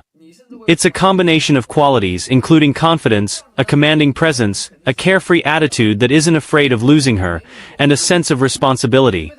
You need to make her both respect and admire you to secure an important place in her heart. Otherwise, even with financial stability, a lack of personal charm can still lead to failure in the relationship. So, what should you consider when choosing a partner? An ancient saying sums it up aptly: marry for virtue, not beauty. What does this mean? You'll find that most successful tycoons' first wives are usually plain-looking but virtuous. Facts. Look at Bill Gates' ex-wife. Look at Mark Zuckerberg's wife. Look at what's his name? Amazon CEO's ex-wife. All average-looking wives. You know, and they were with their husbands for a long time. With Zuckerberg, currently still is. You know, the cheat code is right. You know, don't date or marry women who are too beautiful. You know, because at the end of the day, right, looks go away. Women are not young forever, right? And looks fade away. They won't be good looking forever until they're old. So how they are as a person matters. Their personality. So that if me personally, I'm on that time, bro. I don't care if she's 6 out of 10, 5.5 out of 10. She may be 5 out of 10. I'm at a point where I don't really care. Are you a good person, right? Are you a person that, you know, is loyal, etc., won't cause me headaches? That's cool. Give me that, right, over a 10 out of 10 chick who is of that same personality but will come with problems, high maintenance, worrying about dudes taking her, going to the club, etc. Just keep it real, man. Just keep it real. Yeah, that's true. There's a Chinese expression. What is it? An ugly wife is a virtuous wife at home, something like that. Something that they actually recognize. Something that my friends in Japan always talked about. Find an ugly Japanese woman, marry her to a Western man, and she'll be faithful forever. But obviously, don't look like Shrek, right? Don't look like, you know, some sort of monster. She could be plain looking. Just don't be like a fugly looking, you know, alien species. And that's cool, man. Obviously, no one wants to marry an ugly person, right? But as long as she's decent looking, she ain't got a bit of stunner. I'm cool with that, to be honest, man. And I think most men should be cool with that too, because beautiful chicks come with problems. I say, guys, when you're abroad, go for the hottest woman you possibly can. That's just my personal recommendation. Particularly if you are in a superior financial situation and your body is right. If you've got under 10% BMI, under 15% BMI, like, be a predator. Go out there and date and find the most beautiful woman you possibly can. That's my recommendation. And then do not take her back to the West. Keep her very much close to her family. That's the way I do it. Yeah. If I went back to Japan, I know how I would date, because I know where a lot of hot women are situated. So I would just go to that area and just date the stutters as much as I possibly could. I know where to go. That's it. I know how to deal with it. So you don't have to. Again, what I'm seeing in the chat, you don't have to be 6'4" abroad. If you're talking 6'4", that's the West. We're not talking about that.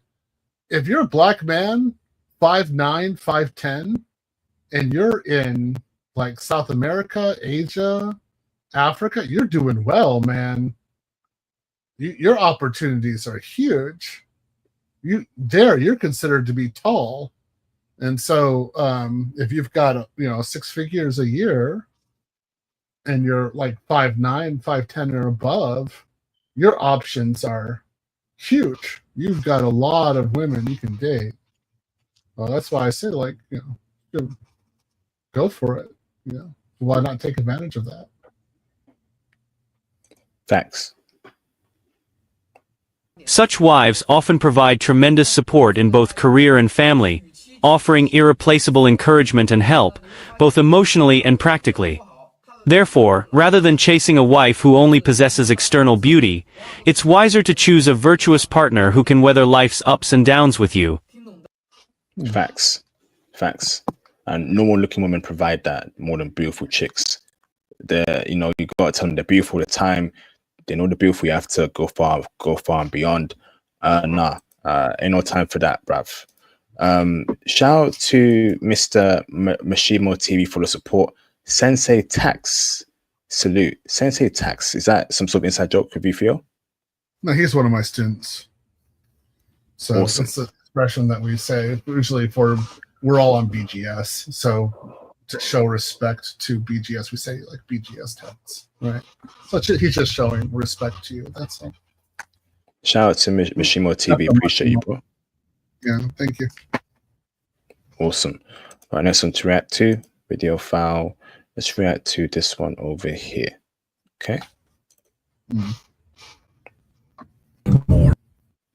Nobody has friends anymore. That's true. I think people have just gotten more selfish.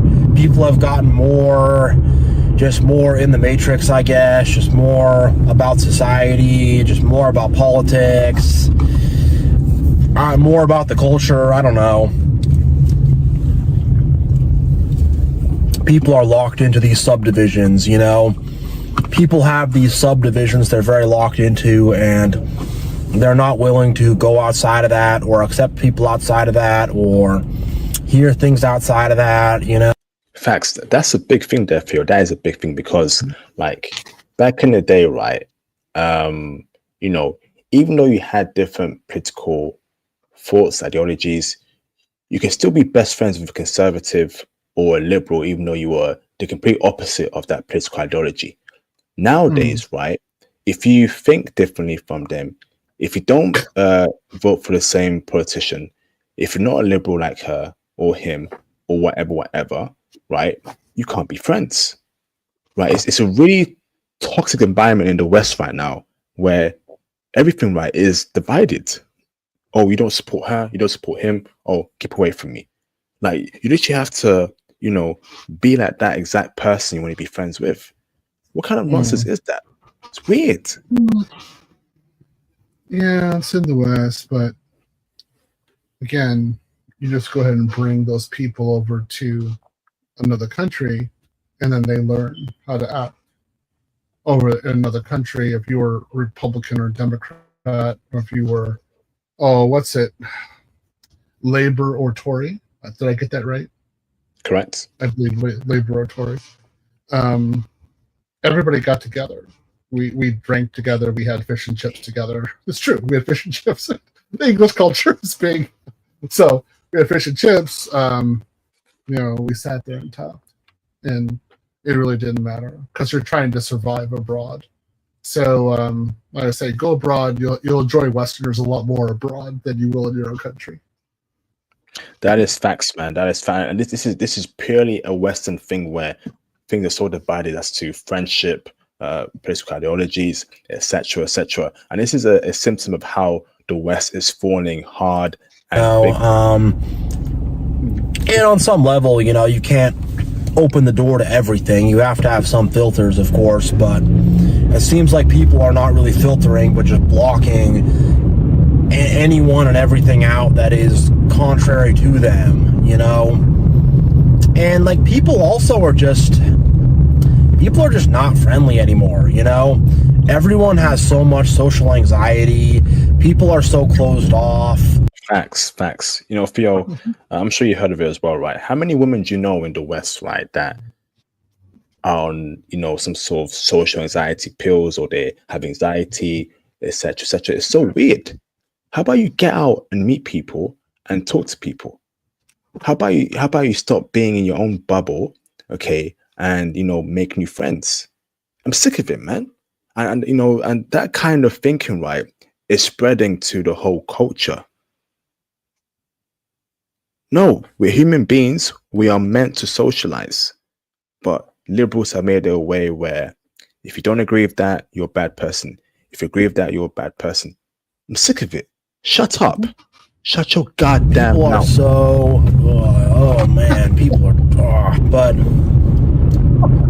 but yeah, people are so socially anxious and so closed off and so worried about other people judging them, or I don't even know, like people are just not like open to new people. You walk down the street, most people will not smile at you. They'll be very like closed off. Who's he?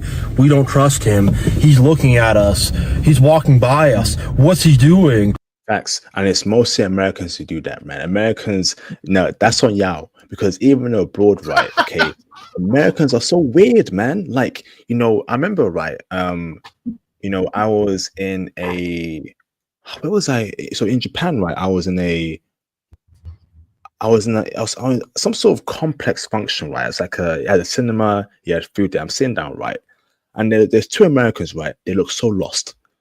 Japanese guy goes up to them and says, in broken English, can I help you? Are you okay? And the American woman, right, with a annoying accent, right, was like, oh no, we're good. Are you sure? We're good. We're good. You can go. You can go. I'm like, you can go. Why'd you have to be so rude? He wants to help you out. Americans, a shout out to American brothers, right? I'm talking about the Americans, who have that attitude. Because when I go abroad, I meet great American people. I meet great German people, right? But this is specifically an American female issue. American females, right, have a huge attitude problem. And I'm sick of it. And it's not even the Keishas, it's every American woman of every race. They have that arrogance. He wants to help out. And if that's cool if you don't need any help, right? But at least be respectful. You're in his home country, okay?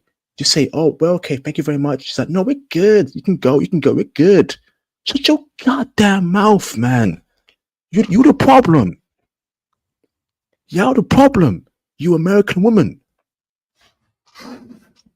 That's why American dudes are becoming passport bros.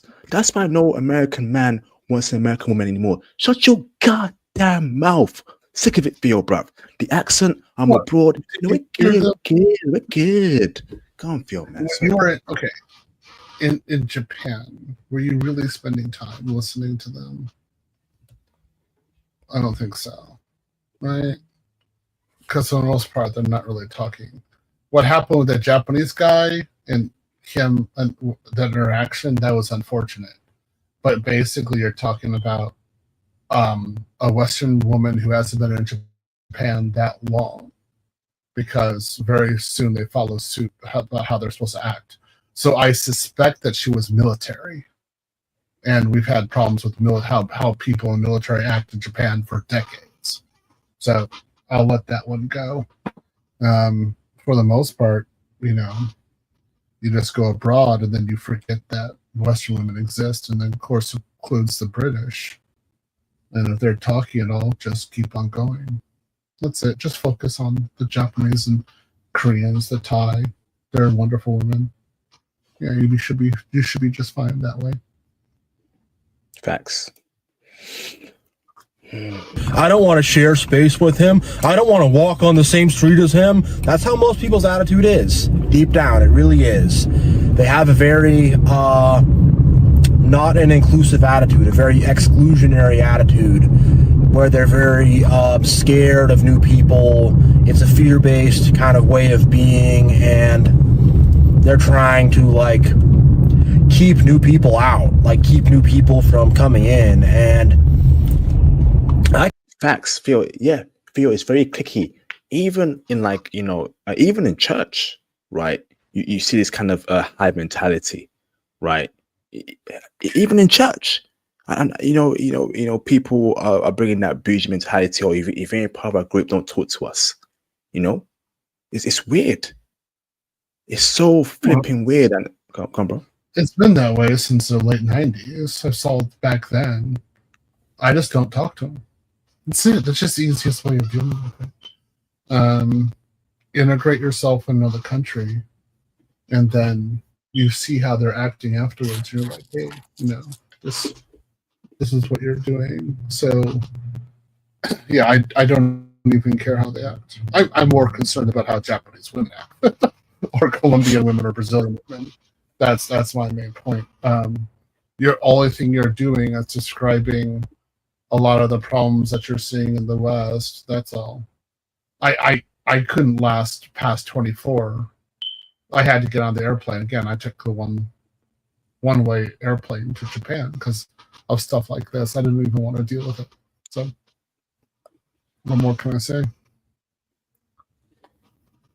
I could tell you, like, back in the day, if I was at the gym, the football game's on, I could probably go up to a couple random people and be, yo, dude, you watching the game, blah, blah, blah, blah, blah, and, like, have a nice little conversation and chat it up and whatever, but nowadays I can't really do that anymore. People are so in their headphones, and they're so in their ego, too. They're so, like, they're seeing me as a threat, American women have a huge ego. And just in general, like, most people are so boring to hang out around. They don't want to do anything fun. They don't really have new hobbies or interests. Everything is just like the same repeating thing over and over again. And I don't want to be too doom and gloom. Like, good people do exist. I know they do. I've met them. Yeah, when you go abroad, absolutely. Yep, I definitely. There are cool people out there, but it seems like they are very few and far between. And most people are extremely mediocre. And not only that, but they want their egos fed, and they want you to affirm their egos, and they want you to tell them that they're right, and they want you to, like, be this source of ego propping up. They want supply. That is correct. That is affirming their political ideologies. Joe Biden is the right guy. Kamala Harris is the right woman for the job, etc., etc. And if you disagree with that, you're a bad person. Don't come near me. How about you shut your goddamn mouth and realize that people have different opinions. Your opinion isn't law. We are human beings. We have different opinions on different matters, and that is okay to have it. Okay, so to not be friends with someone because they have a slight difference of opinion from you is something that is a symptom of narcissism, okay, and ego feeding. I'm not playing any part of that. How about you leave me alone? How about you shut up? How about I get my passport? How about I travel abroad and have a chill life abroad and leave these Western American UK chicks to their own devices? Sick of it, man. It is an American UK female problem that is causing this no friends issue. Blame them. No, I definitely agree with you. And it's a dysfunction that we've had for decades now.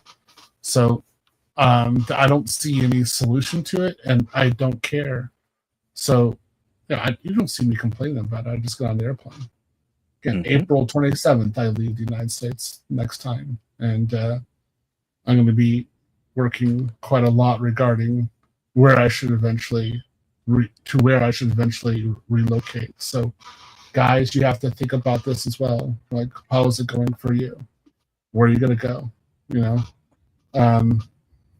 Believe me, guys, you spend 2 years abroad, everything that IP is saying will be like water under the bridge. Your life will be so much better abroad, you won't even want to return. So, you'll be dealing with other problems in your other culture, your new culture. You'll be dealing with different things. But until then, man, don't sweat it. Leave the West behind. Facts. Absolute facts. Leave the West behind. Okay, so next one to react to. Ruel, are you there, Ruel Black? Shout out to Akeem for the support. For Theo, what type of tech work has the highest demand and needs competition? Is it cybersecurity? Is it cloud? Is it software? I don't really give that answer outside of class. So, I mean, you really need to be trained first before you understand how to deal with that. So, be a part of our classes, and then we'll actually talk to you about that. You're thinking about a one-way hit, and that's not the way to do things. That's not the way to approach it. And then again, looking at the chat, I am not 6'4". I am 6 feet tall. Okay, I'm definitely not 6'4", and I'm going to be living abroad again, but I did 20 years abroad, and then I came back to America and solved a lot of problems in America, and now I'll be going back abroad. So it's not easy. This time is not so easy to do. I'm richer this time, so I have a certain quality of life that I wish to maintain, and finding out like where you should live isn't entirely easy. I was, for a long time, Colombia was number one for me to live in as an option, and today Colombia entirely 100% collapsed as a possibility. It's like there's not going to happen at all. Whoa. Okay, yeah. What happened there? Damn. Their import taxes are wild. And basically, if you show any types of wealth, the likelihood of you being kidnapped dramatically increases. And I just had too many expats talk to me about this. So, wherever I go, I want to bring my gym. And they said, basically, if I bring the gym, particularly the gym that I want to bring, I would be a target. And there's a likelihood I might be exercising in my gym and somebody just comes in there and kidnaps me. I was like, that's not going to happen. No way. Yeah. I just want to, I don't want to live in that kind of situation. So right now it's a competition between Brazil and Thailand. But these countries have significant import taxes. That's why we talk about BRICS. I have some interesting things to say about BRICS, but the amount of import taxes that they have against China is unbelievable. So I don't even know how BRICS would work in that situation. They're all protecting their domestic markets. So, for example, if I bring over $250,000 worth of gym equipment to Colombia and it's used, it's my gym equipment. Their minimum tariff is 35%. So I can pay that. I've got money to pay that. But then the additional problem is I might be kidnapped. Yeah. What do you do with that? So that's the one guy who's pointed out to me, says that's why you don't see so much foreign investment in Colombia. That's why they're poor, right? So again, if you're putting in BRICS in that kind of situation, it wouldn't matter. They're so hostile to foreign investment. Why would you even care, right? Some of my gym equipment is from China. I'm actually having it made right now. They were going to say 50% taxation against Chinese goods of origin of China. So it's like a special tax for China, Well, then if you put BRICS and China together in the same room, how's that going to work? I don't get it. That with a 50% duty tax, I'm looking at like, oh my goodness. So, there's some issues. So right now it's Brazil and Thailand. The issue of safety is major for me. I want to be able to ride my bike. I have a $10,000 Cannondale 29er, and I want to buy a $15,000 upgrade. I want to be able to ride my bike at 2:00 in the morning in the dark and go to a kiosk someplace and just sit down and have noodles for a while, and or have cheeseburgers, and then ride my bike back home. I don't want to have to worry about being mugged or knifed or killed, right? So it's kind of eliminating a few countries right now. Like, it's not going to happen here. So, anyway, we need you alive and well, Theo. So before we react to an article here and a few more, what about Panama? Panama would be good for you. I think Panama is safe. I think there's a lot of expats there as well. In Latin America. Have you thought about Panama? I can look at. There's actually a few places in Mexico that are really great, to be honest. Mexico is definitely a consideration. I would just be bored with Mexico because I got Mexicans right here. Like when I go, it's kind of funny. So in my area of Austin where I live, it's all Spanish speaking. So when I go to the local supermarket, I have to order everything in Spanish.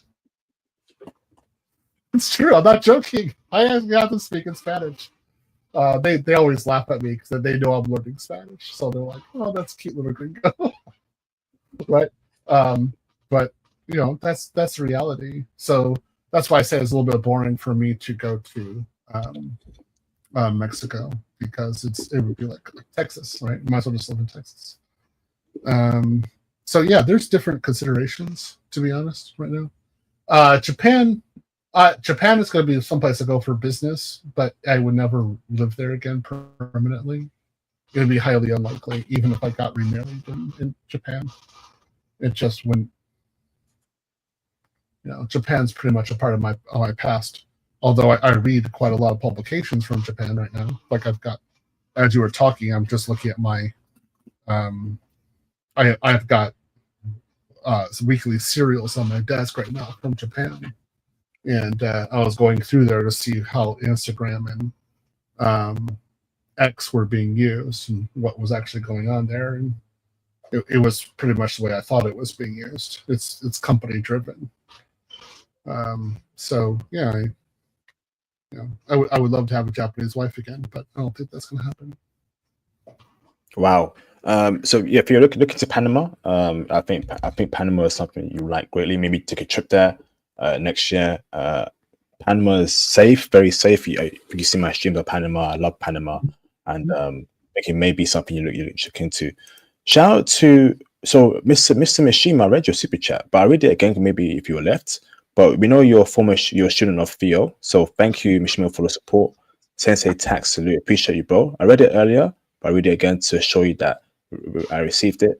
Thank you for your support, brother. Much salute to you, bro. Thank you very much, Mishima TV. Shout out to you, your master, for the support. Clearly, Theo is 6'10", everyone. Yeah, right. If he was, he'd be in NBA playing for Houston Rockets. Shout out to Mr. Rel Black for the support. Thank you, bro. Respect to Theo and IP, kidnapped. Phew, LOL. Real Black, we got to do a stream on crypto as soon as possible. Please check your Facebook messages. Let me know when you want to do the stream, please, for crypto. Because, yeah, as you know, crypto is surging right now. It's going ballistic. And feel free to call in at the end of the stream for maybe a quick 5-minute chat. But we got to do a full stream, bro. 2 hours max, 1 hour minimum about what's going to happen in 2025 for crypto. Because it's looking insane right now for crypto, man. I'm surprised. Okay, awesome. So, yeah, I've got some news about BRICS, right? And Trump, the man in office, right? He got a problem with BRICS. I'm like, Trump, you got a problem with BRICS, bro? It's the future, Trump. Let's check it out, okay? So it says here, right? Trump threatens 100% tariff on BRICS countries if they pursue creating new currency. Ooh. Okay, that's a big move there, Trump. So it says here, right? President-elect Donald Trump said he would require countries that are part of BRICS, a China and Russia-backed group of emerging economies, to commit to not creating new currency or face 100% tariffs during his administration. So he said here on Truth Social, which is on his own social media platform, right? The idea that the BRICS countries are trying to move away from the dollar while we stand by and watch is over.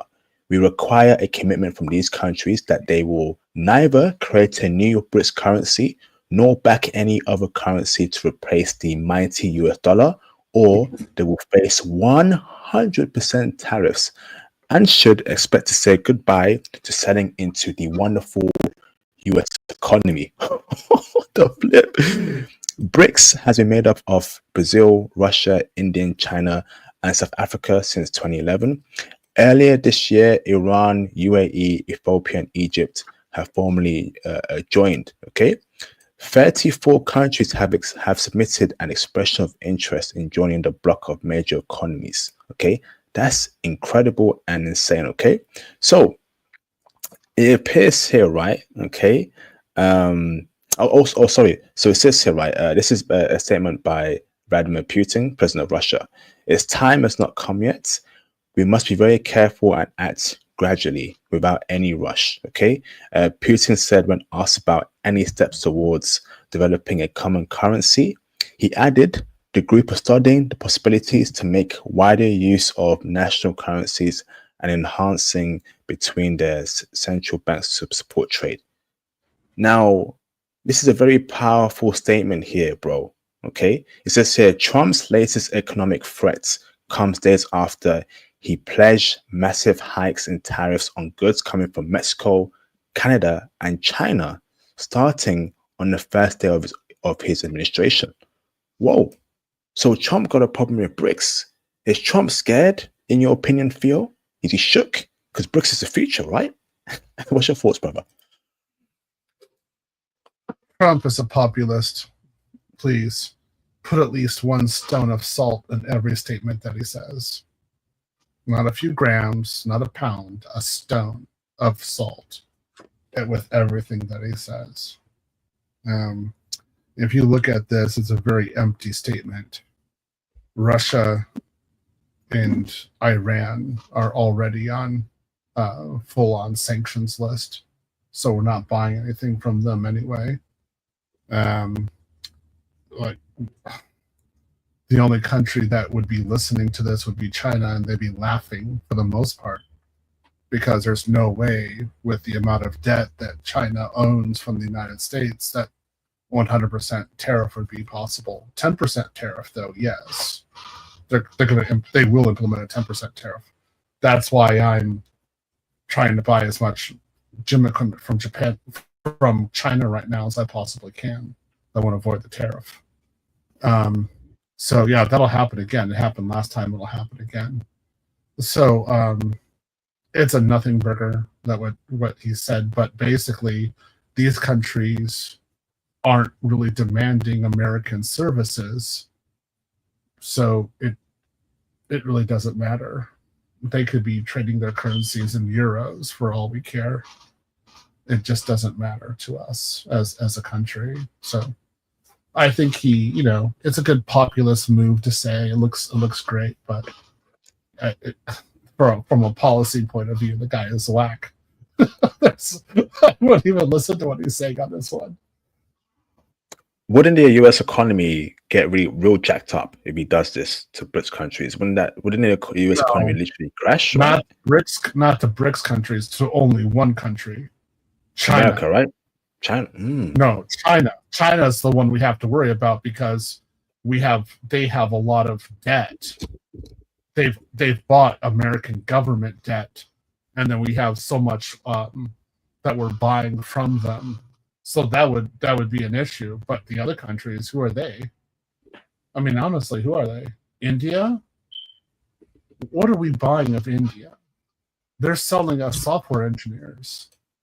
What are we buying from them? We're outsourcing employment to them. So if they did 100% tariff, it would just mean that more American engineers would be hired. Okay, cool. Go for it. Brazil, they don't care. They're largely self-sufficient. So they'd be like, okay, America, bye. That's it. That'd be done. That's it. They'd be like, you're still coming down here on vacation. We know that. So come on down. Yeah, let's have some fun. What's the next one? South Africa? What? The trade, for heaven's sakes. What are we buying from South Africa that we can't get someplace else anyway? Why would we even care? For heaven's sake, oh, please. So there's no loss. This is why I say it's a nothing burger, because these economies largely don't represent any trade value to the United States. The only country is China. But China has enough government debt that they can say to America, not screw us, no, screw you. And they can do something. So they're the only one. That's why I say China's the only one who's valuable at this point. Interesting. I think the Brits currency will still go ahead, and I'm looking forward to seeing, the implications and effects of that. I know and if Trump will actually follow up on his word. I don't think it's going to be any time in the next 5 years, realistically speaking. He may be out of office then, or maybe a different Republican president. And aside from that, it'll be interesting to see how the British currency may integrate with crypto. Any links with cryptocurrencies, and how they may leverage that. So very exciting times ahead. Okay, and I hope they go ahead and create their currency. We need to make sure the US dollar loses its power all around the world. We are tired of America running the show, and the sooner the American empire lessens its influence all around the world, the better for everyone. Okay, so salute to BRICS. Get it done, bro. It's the trading. So you can't implement this currency. You can't think of it as any value unless countries have trade policies, and that's not happening. So the reason why America is so powerful, and the dollar is so powerful, is because our trade policy is amazing. We have very low tariffs. You can easily liquidate your assets and move them to one country to another. Our stock market is phenomenal. Again, it's number one in the world. You can invest and take your money out. You have rule of law. You have government respect of personal assets and wealth. All these points are huge to make the dollar strong. If other countries don't have that, their currency cannot nearly be as popular or as powerful as the United States dollar. The pound is, largely speaking, the same. The only problem you have with the pound is that you guys have way too much taxation. You need to deregulate very heavily, like ASAP. That's what I would do. Okay, interesting there. We'll see what happens here with Trump's statement. Okay, so let's react to stop screen. Hold on, I was going to say a point just and on what people are saying. Another reason why this is another nothing burger is, again, if you think about Russia, right? Tell me about one Russian company that you want to invest in, but you can't because of a threat of sanctions or BRICS. Is there any Russian company that you're missing out on investment? No. Gazprom? That's government owned. What if you put your money in the Gazprom? Basically, the government can take your money. They don't have any respect for law. They don't have any respect for private property. So Gazprom, no. Yandex is owned by the Russian government. It doesn't have stock. It's government. That's a government entity. So there's no company that has a stock value, right? Well, that's because the way the Russian system is, all private property is essentially an asset of the government. What I mean by asset of the government is that it actually belongs to the government essentially, and you just get to babysit it until they decide that it belongs to them. It's kind of the same thing again with us as Black men. We understand in America, our children don't belong to us; they belong to the state, and the state allocates it mainly to the woman. We have almost no rights to our own children. It's the same thing for any personal property in Russia. Until they change that, the ruble is worthless. You know the ruble's collapsing, right? Mm-hmm. It's got a great deal of value. Well, it's because of these kinds of things, these kinds of problems that the Russians have. Okay. All right. So let's read this article here.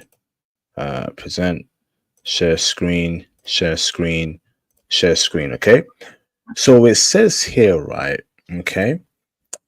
Brazilian woman arrested for drugging and robbery death of Minneapolis entrepreneur in Goodnight Cinderella scheme. Okay. So recently there's been a lot of talking about Brazil and drugging, and dudes getting got, etc., etc. And I keep seeing this term called Goodnight Cinderella. Okay, so let's break it down over here. Okay, so it says here, Leticia Clara Bento da Silva was arrested over the death of Dwayne Antonio Morris in a Copacabana apartment. I think Copacabana is in Rio, if I'm not mistaken. If I got it wrong, I apologize. That's right, you're right. Thank you, Theo. So it says here, a Brazilian woman has been arrested in connection with the murder of an American businessman who went on holiday to Rio de Janeiro earlier this month. Okay, Leticia was arrested on Monday. Police suspect she robbed and murdered Dwayne Antonio Morris. That is so disgusting to hear. Officials discovered the man's body on August 8th after he arrived in the country the previous day. He died right after the day he arrived. Flipping heck. It's thought that the Silva, along with another unidentified woman, drugged Morris and his friend with GHB, a depressant, before robbing them. The drug caused Morris to convulse and foam at the mouth, the outlets reported. The drug can lead to a loss of consciousness and respiratory depression if it's taken in large doses, potentially resulting in death. Such crimes are called Goodnight Cinderella scams in Brazil. Flipping heck. Yo. Officials said that Morris and his friend, who survived the attack, met the Silva while out at a bar in the city's Lapa neighborhood. Morris and the two women then went to an apartment Morris had rented during his stay. The friend began to feel unwell and went to another location when he encountered the police. He told them he felt dizzy and unwell. Okay, very, very sad story, Phil, of this happening in Brazil. Now I know a lot of people like Brazil, right? Okay, cheap, great women, etc., etc. But like you mentioned previously, safety is very important. And that's the reason why you've crossed out Colombia as a country for you to move to, right? Now, I also prioritize safety, right? And, I tend to, avoid places that may not feel safe in, okay? Number one, Theo, right? What is your thoughts here on this particular incident happening in a country you're interested in? Break it down for us, Theo. I'm not surprised at all. He was an idiot. Whoa. Yeah. No, I'm very strong on this, and I've been on Andre and Andrea Love Crossing Borders channel as well, saying the exact same thing. And in my class, I've been saying the exact same thing. Huh. Black men, stop bringing these women to your place. Stop it. You're being stupid. What you're doing is trying to be cheap and trying to get some. You're being an idiot. And I'm abroad. I didn't have to worry about this. I dated a lot of women in Japan. Only one woman knew what my address was, and that was the woman who became my wife. No other woman knew where I lived. you have to understand that your house, wherever you're at, your apartment, your hotel room, is your kill zone for a foreign woman or a native woman, because you're the foreigner. So if you're bringing her back, you don't speak the language because you're an idiot. You didn't actually learn how to learn the language. You don't know the legal system. You don't have any connections. You don't have any place to go. You don't have any place to escape. You're bringing her to an area where you don't control, and she understands everything. So she's coming right in there, and she's going to take everything from you. So guys, don't do that. Yeah, he deserved it. There's Theo, yeah. sorry, bro. Theo, so it's one thing, right, where you meet a chick and in a bar, take her home. That right there, I agree. That's very risky. That's dangerous, right? But it's one thing. It's another thing where you're dating a chick, right? Surely she's gonna know where you live if you're gonna get down with her in the bedroom or hang out with her, watch a movie, right? So when you said that, only one woman in Japan knew your address. Theo, but what about how's that possible when if you're dating another woman, right? You know why the guys want to? You know why the guys want to watch a movie? Because it's cheap. They're being cheap. They don't want to go to a restaurant. They don't want to go out, so they're being cheap. They want to buy some cheap liquor, some chips or something like that, go over Netflix and chill and get freaky. That's their problem. So I say, first, you date her outside, and then you don't think about getting freaky. You actually think about knowing her, knowing who she is and what she's doing. I always ask, do you have a job?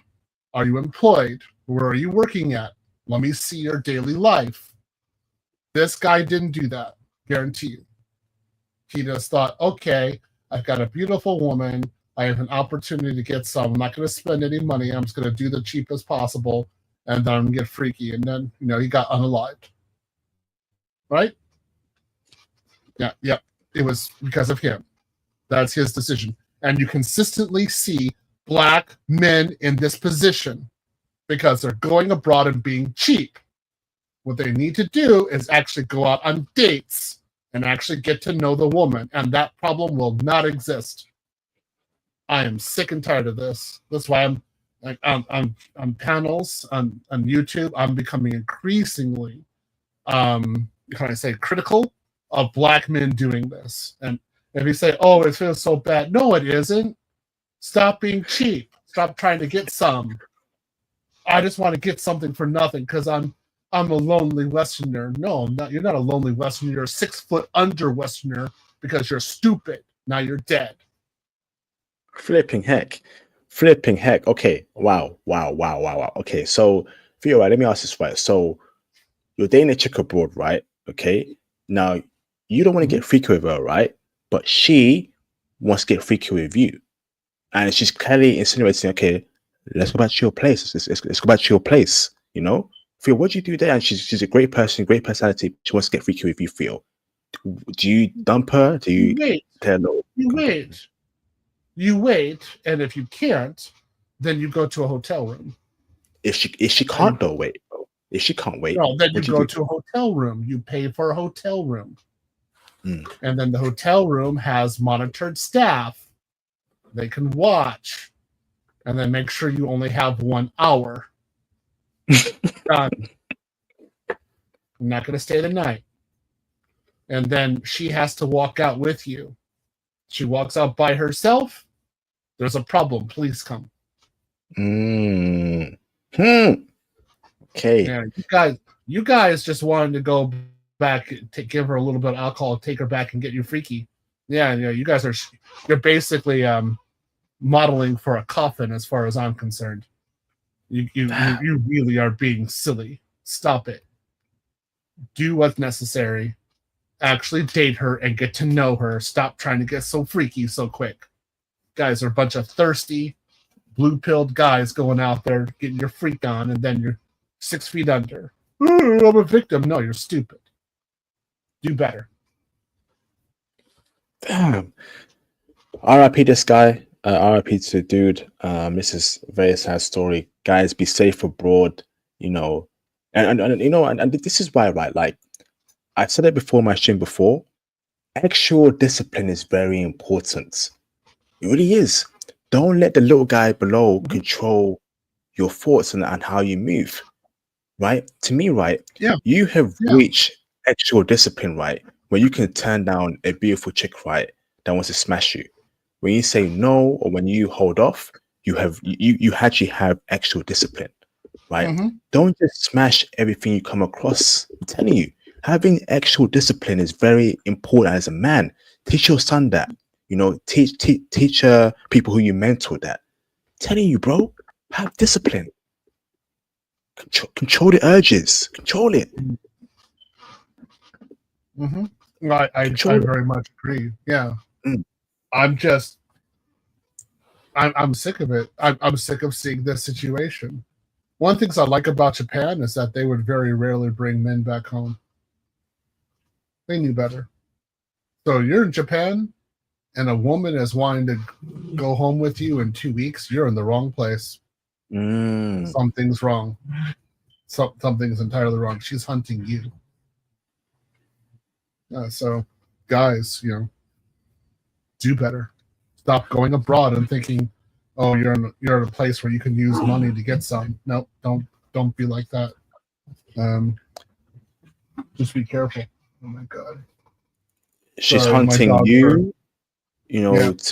to harm you or to Yeah. try and trap you. No, to harm you. Yakuza, right? No, just a normal girl who knows she can steal everything from you. It could be any country in the world. They're looking for stupid marks, these stupid idiot American men. And before, it wasn't the black men who were going out abroad so much. Before, the guys who got hit the most were usually the English. They're brainless when they're going out there. They do stupid stuff out there. And boom, they would get. I rarely found Scandinavian men to get hit this hard. It just wouldn't happen. They were usually just fine. Scandinavians knew what they were doing. The English, they'd get drunk and get stupid, especially after watching some football. They'd start doing stupid stuff, and then something would happen to them. They'd get robbed or something like that. And now you've got, you know, these Black American men going abroad and thinking that everything's going to be fine. They don't understand. They're going into a serpent's nest. So they have to be smarter about it. So, you know, how many, like in the last week, how many black men have we heard about being, either poisoned or unalive while being abroad? It's an increasing number. So, that's right. Facts. Brothers, practice discipline abroad, please. Don't just think of the little guy below. Okay, discipline, please. Okay, awesome. All right, so another article here that I have is liberals love preaching how they're so holy, they're all about the law. Well, I think Joe Biden had something to say about this week by pardoning a certain someone. Let's see. Share screen. Okay. So shocking news. Like even I was shocked. I'm a UK dude, right? Even this shocked me. Okay. Biden gives son Hunter Biden unconditional pardon. Okay. Wow. So US President Joe Biden has issued an official pardon for his son Hunter, who was facing sentencing for 2 criminal cases, despite previously ruling it out. In a statement, the president said his son had been singled out and called his cases a miscarriage of justice. Hunter Biden pleaded guilty to tax charges earlier in September and was found guilty of being an illegal drug user in possession of a gun in June, becoming the first child of a sitting president to be convicted of a crime. Okay, so it says here, right, reacting to the pardon, President-elect Donald Trump said, "Does the pardon given by Joe Biden to Hunter include the January 6 hostages who have been imprisoned for years? Such an abuse and miscarriage of justice." Trump was referring to his supporters who stormed the US Capitol on 6 January 2021 in a bid to overturn Trump's defeat in the 2020 election. Joe Biden's fall and unconditional pardon for his son comes after the president had repeatedly said he would not give him clemency. What's going on? You see, liberals are a bunch of flipping liars, man. Politics is a very funny game, right? That's why I tell y'all, vote for who you want to vote for and do what you want to do. These people don't care about you. These elites don't care about you, man. And that's a great point by Trump. If you're going to pardon your own son, what about the January 6 people? Can they be pardoned too? What's your thoughts here on this pardon by Joe Biden? Well, I mean, I don't say that the January 6th and his son are on the same level. So, I mean, one is trying to knock out democracy. That's, the other one was a druggie who needed help as a drug addict. So I'm very much for the pardon of Biden's son. I thought that was a good thing to do, especially as a father. Biden has already lost two children. He lives with that every day. Why would he want another one to go to jail? It just doesn't matter. It just doesn't make sense. He lost his first wife. He has 3 deaths in his life. Why are you people doing this to the poor man? What I would say, just to make it more interesting, Biden should give a pardon to Trump. If he did this would put ripples in American political history. If he did it, I think he should do it just to, basically take the piss out of the American political system. That'd be one of the best things he can possibly do. So, I say go ahead and do that. We already know that Trump is going to pardon everybody related to January 6th. So that's going to happen. And then there's probably going to be another January 6th later on. So, oh well. I don't care. I'm willing to deal with that. Personally, I feel like this is how the elites work. The elites will always look after themselves, always, pat themselves on the back. And that's why, don't feel no shame for voting for Trump a couple weeks ago.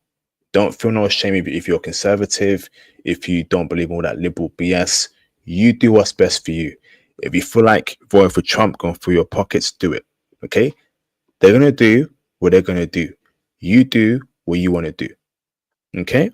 And it will be funny if he tries to pardon Trump. I don't think he would do it. Okay?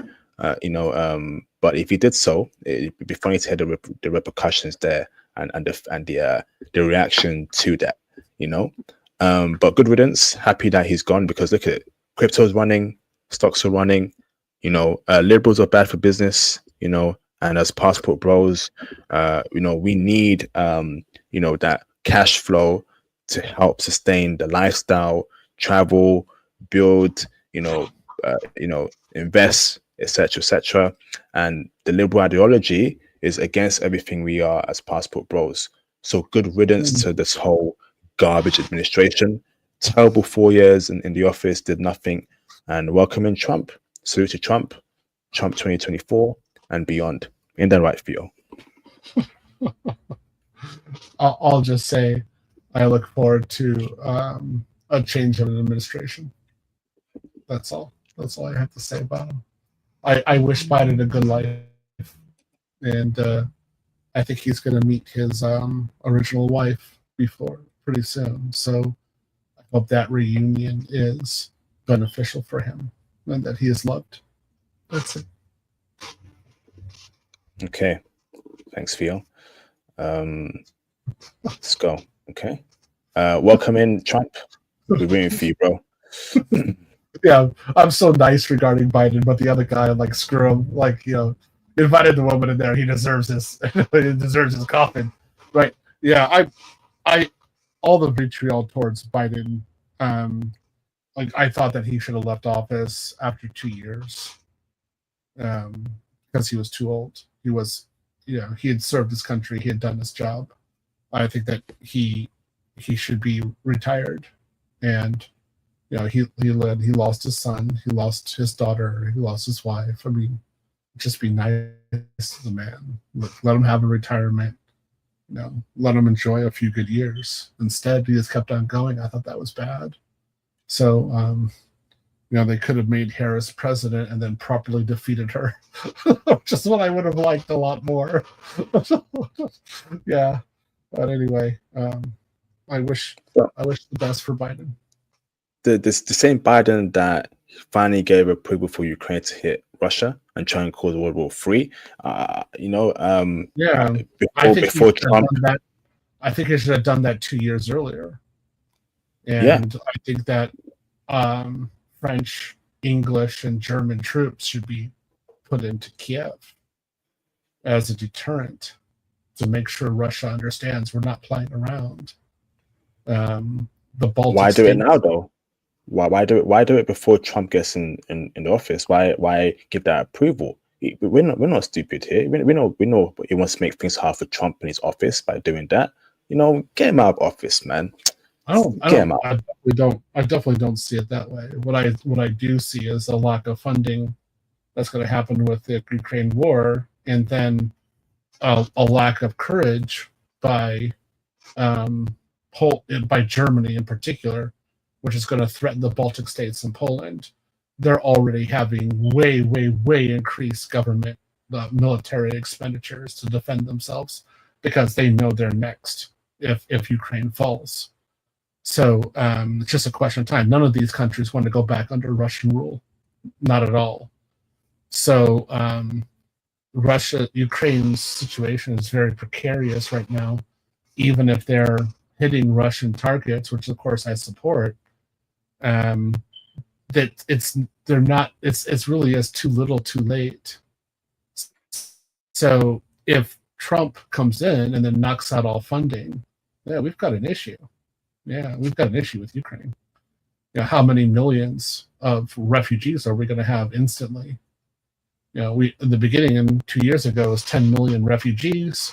A lot of those refugees returned back to Ukraine. Okay, so are you ready for is Western Europe ready for 20 million refugees coming over the border? No, that's what's going to happen. No more. No, that's going to happen. That will happen. No. Do you think Germany's going to say no to that, or Poland? No way. They're going to let those people in. So then we have an issue, even with that. And then if Ukraine is totally taken in, Poland's next. That's the next logical country. They've been doing this since Azerbaijan and Georgia. They've been doing this for the last 20 years around. So it's just a question of time. We'll be fine. We'll be all right. So next one's threat too. You'll be safe, but not those other countries are not going to be safe. Russia not going to invade Poland? What? Oh, come on, for heaven's sakes. Yes, they would. They definitely want Poland. They want the Baltic states, without a doubt. Nah. They base by Ukraine, bro. Come on, they ain't going to do it, man. Look at the history of it. Look at what Putin is trying to do. He's trying to reestablish the USSR. Well, who is crucial for the USSR? Poland and the Baltic states, because they have ports. So of course they want. You notice those countries are arming themselves right now. They're not delusional.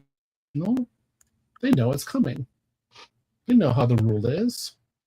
And they also know that the Western countries will always talk some sort of BS about, oh yeah, it's not going to happen, blah, blah, blah. And then it happens. And then what do those Western countries do?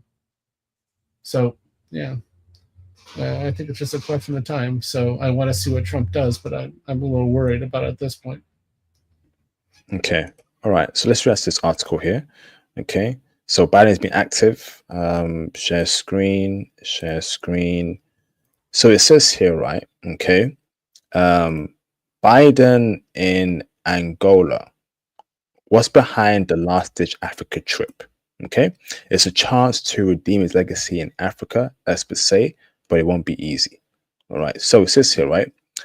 United States President Joe Biden is visiting Angola this week on his first ever trip to Africa as president.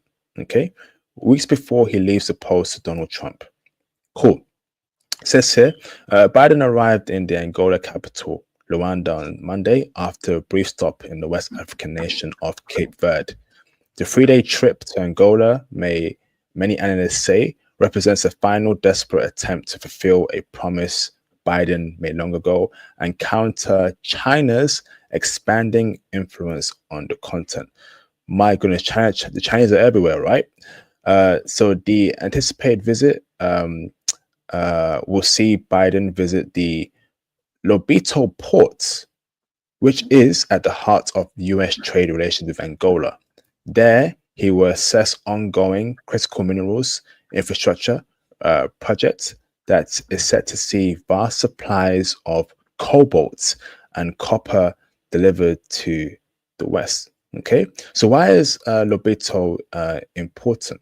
Let's see over here. Okay, so it mentions here that, let's see, Africa's significant resources, largely growing population of 1.3 billion, and a sizable voting power in the United Nations with 54 country votes, make the continent an increasingly important strategic partner. Okay, so it just appears here that US wants mineral resources, right? China, unfortunately, has kind of cornered that resource, in Africa, particularly like in Congo, Angola, Namibia, etc., etc. Okay, that's not right. Okay, I think Africa has to sort out their problems there in terms of not allowing foreign nations to, dictate your minerals or your resources, etc., etc. Show me a foreign nation dictating China's resources and how they run their country. Okay, but in US terms here, right? Do you feel like America's getting scared that they're losing influence in Africa, etc., etc., or with Trump coming in, right? Trump will become more close to Africa, etc., etc. What's your thoughts, bro? He wasn't involved in Africa before. I don't see why he would do it now. I mean, he's probably going to disparage Africa again. Remember how he described them before? Yeah. As whole countries, right? So that's going to continue. It's not going to go anywhere. He has no eye towards Africa at all. I don't think anything's going to happen. Yeah, it's going to go on just as before. But it's very important, right, as to why Africa is important for the minerals, right? It says here the visit to Luanda will see Biden focus on the $800 million US-backed railway project in the Lobito corridor. The passage is a strategic trade route that connects the resource-rich Democratic Republic of Congo (DRC) and Zambia to Angola, which hosts the port of Lobito, located on the Atlantic Ocean. Largely funded by the US and the European Union, the Lobito Atlantic Railway project will see an existing rail network in the Lobito corridor upgraded. That would allow for the faster export of cobalt and copper, amongst other minerals mined from the DRC's Kowelzi mining town. So it's coming from DNC being passed through that corridor, which is placed in Angola, to the West. Okay, so everyone wants a taste of the minerals because electronic cars, the batteries, what powers those vehicles feel, right, is copper and cobalt, and they come from Africa. Okay, so Trump definitely would have interest in this, seeing as to how Elon Musk is now in his administration. You know, he's big on electronic cars. Obviously, he runs Tesla, right? So I guarantee we're going to see Trump, you know, maybe get more friendlier with Africa and Angola, or will he still be on that mentality as he was in the previous administration? He'll be on the same mentality as previous. He'll forget about Africa once he sees the blonde. That's it. No, a bosomist blonde will make him forget about Africa in seconds. Elon Musk might be doing something, so talking with Trump and getting some sort of influence. My point is, this corridor that they have, what happens to it in 3 years? I give it 3 years. Let's see what happens. A lot of these infrastructure products just disappear suddenly in Africa. Nobody knows what happened. So let's just see what happens. Let's just see what happens. I'm pessimistic, just straight out, to be honest. It looks cute. Let's see what happens. Facts, absolute facts. And, you know, another note on China, right? China are everywhere. And Chinese people don't like black people, right? And I think it's very unintelligent to be allowing a group of people to have a huge say on your supply chain in a foreign country that don't like you at the very core of their heart. You know, Africa needs to sort that out. Wouldn't you agree, Theo?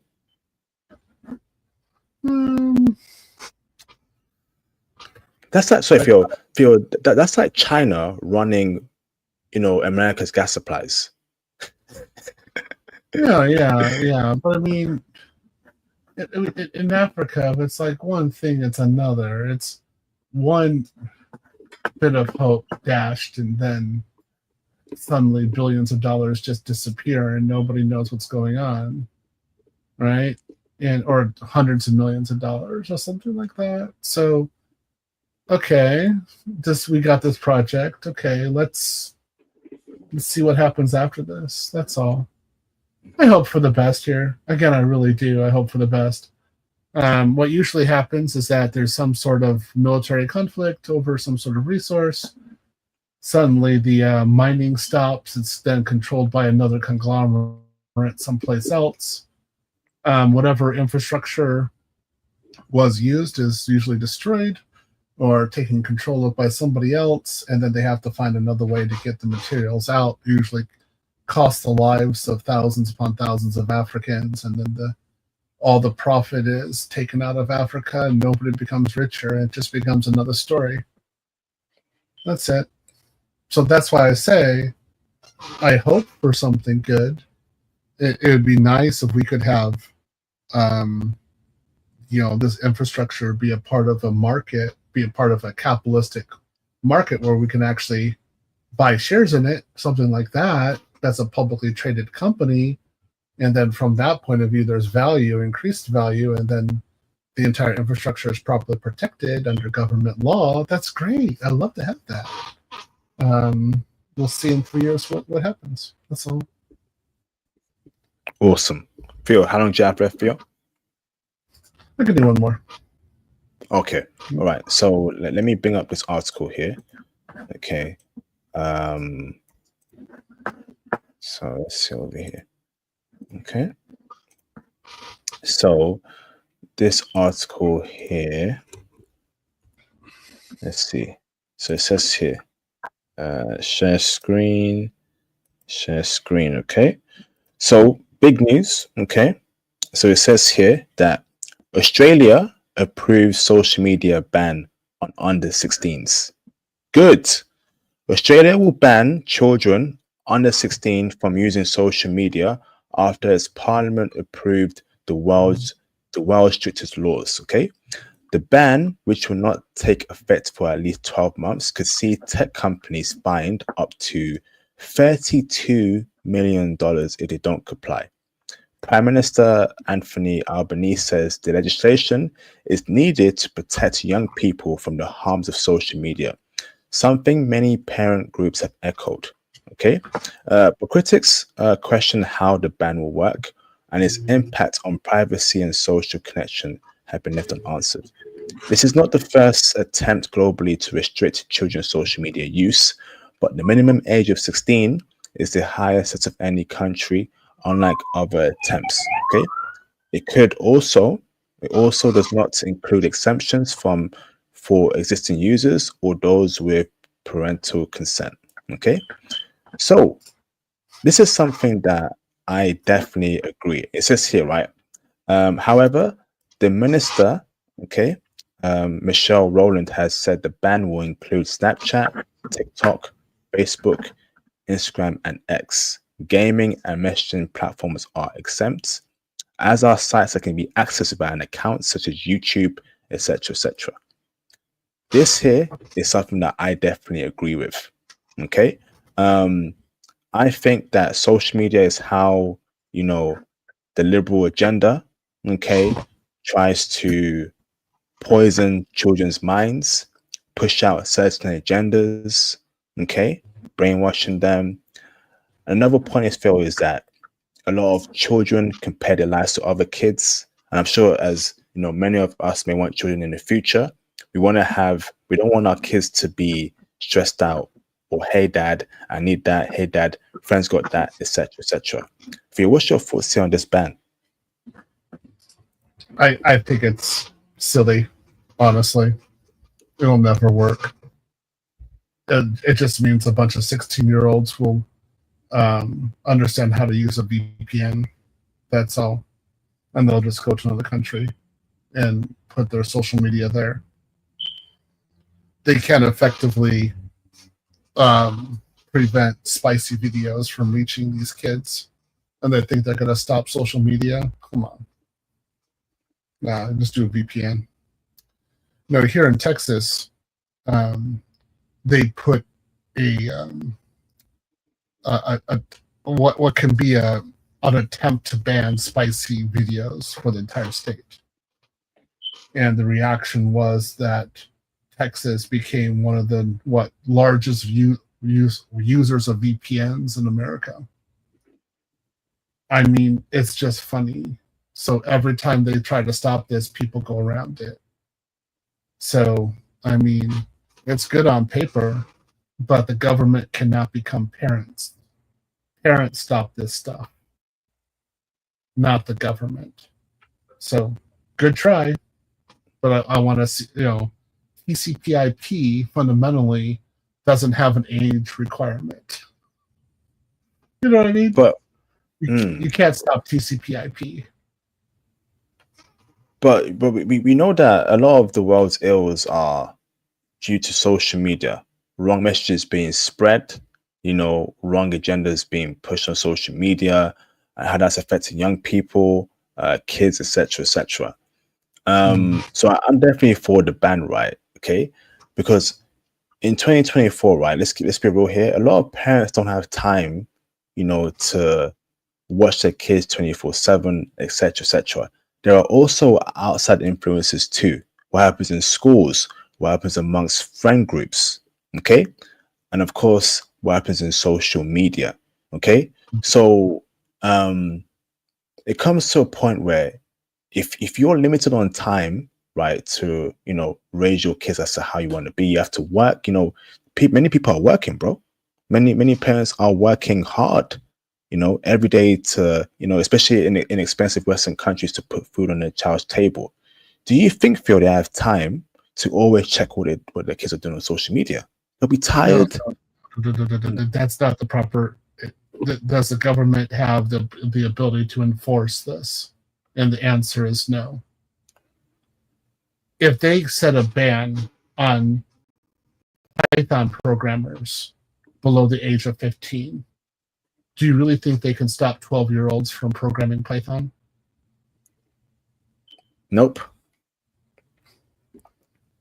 Well, same way, they're not going to stop kids from being on social media.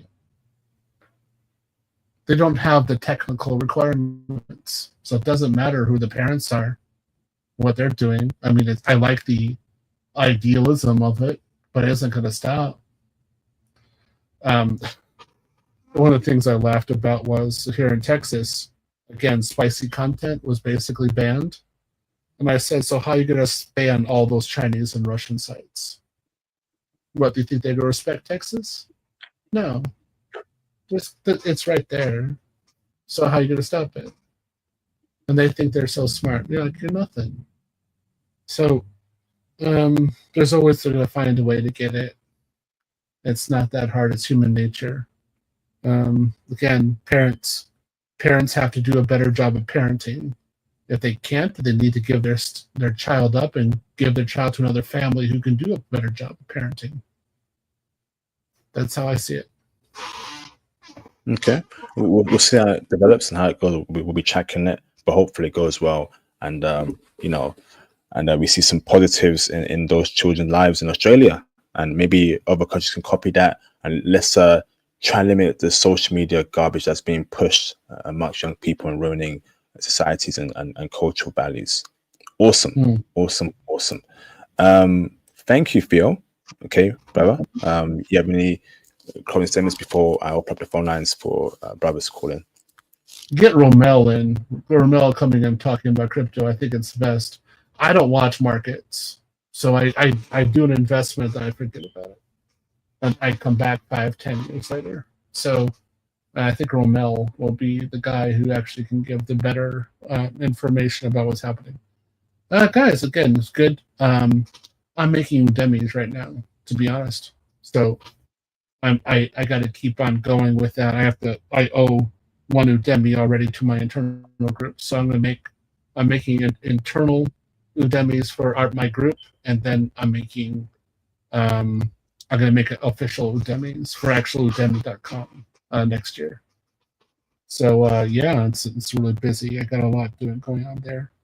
Guys, we'll see you next week. I had a good time talking. I hope I'm not as busy as I am this week. I'm about ready to die, but we'll see how far we can go. Students, hey students, shout out to you guys too. Johnny Walker, hope you're having a great time. I'll see you guys later, okay? Sweet to you, Phil. Thank you, bro. Look after yourself, yeah? Thank you, bro. All right, so Rael, are you still here, bro? Rael Black, are you here, bro? Let me know, bro.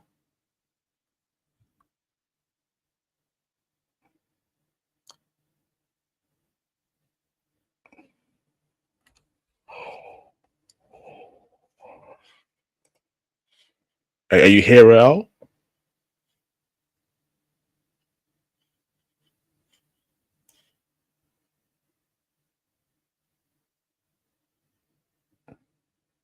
All right, yeah, brother, call in, brother. Let's talk briefly about crypto market, XRP rising, and then we definitely got to do that stream to speak about, for a full couple hours of crypto as to what's going on in the market, yeah. So, brother, I'll be waiting for you, brother. I'll be here. Brothers, hit the super chat, hit the PayPal donation, man. Show IP some support. That's what we do on this channel. Aligning brothers, support black male media. Support black male media, man. Okay. If you're not black, let me know in the chat. Thanks for supporting. Type a 2 in the chat if you're not black. Who's here? Let me know where you're from. Are you from Asia? Are you from Europe? Let me know, bro. Okay. Let me know. Okay. Hold on, Fires. I want to get Rael first before I bring in the caller. So I'm on limited time.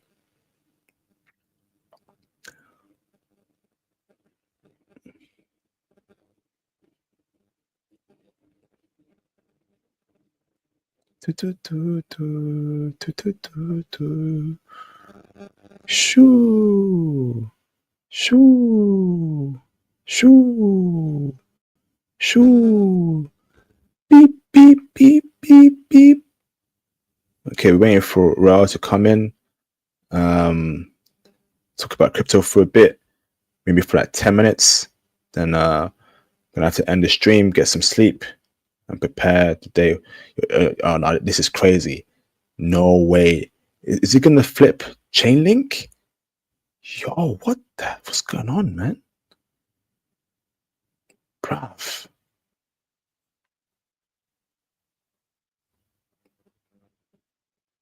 Accountability, bro. I hope you're eating, bro.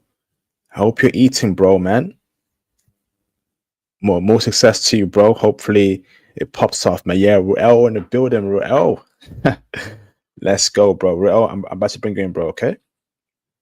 I'm gonna bring you in the background, okay, brother. Thank you. Yeah. Let me bring in Roel in the background. Roel, okay. How are you doing, bro? Been a minute, bro. You good? Bro, I am great. I am great, bro. Bro, I hope that things are going very well for you in this. I think it's the start of the bull run from what I saw by the altcoin index. So the altcoin run has started. How long it's gonna last for, we don't know. I'm sure we'll discuss it in our future stream. Let's get it done by the end of this year. But reach out to me on Facebook, please, brother. So, well, so let me just share my screen, right? Because let's speak about XRP, because ever since Gary Gensler dropped down, XRP been popping up. Okay, so let me just get the XRP chart off. Okay, and I don't have XRP, unfortunately. But if you have XRP, I wish you all the best, all the success, and may XRP go to the moon. Okay, so let me just share my screen, right, as to what we're seeing here. And the cause of this parabolic run with XRP, because this is literally insane. Okay, so hey, bro, you get a haircut? No, bro. Yeah. It's just all ball, bro. I can't grow any. Hey, Those days are gone. Those days are gone. Looking cool, bro, man. Looking cool. Okay. Thank you, brother. Appreciate it. Let me share my screen.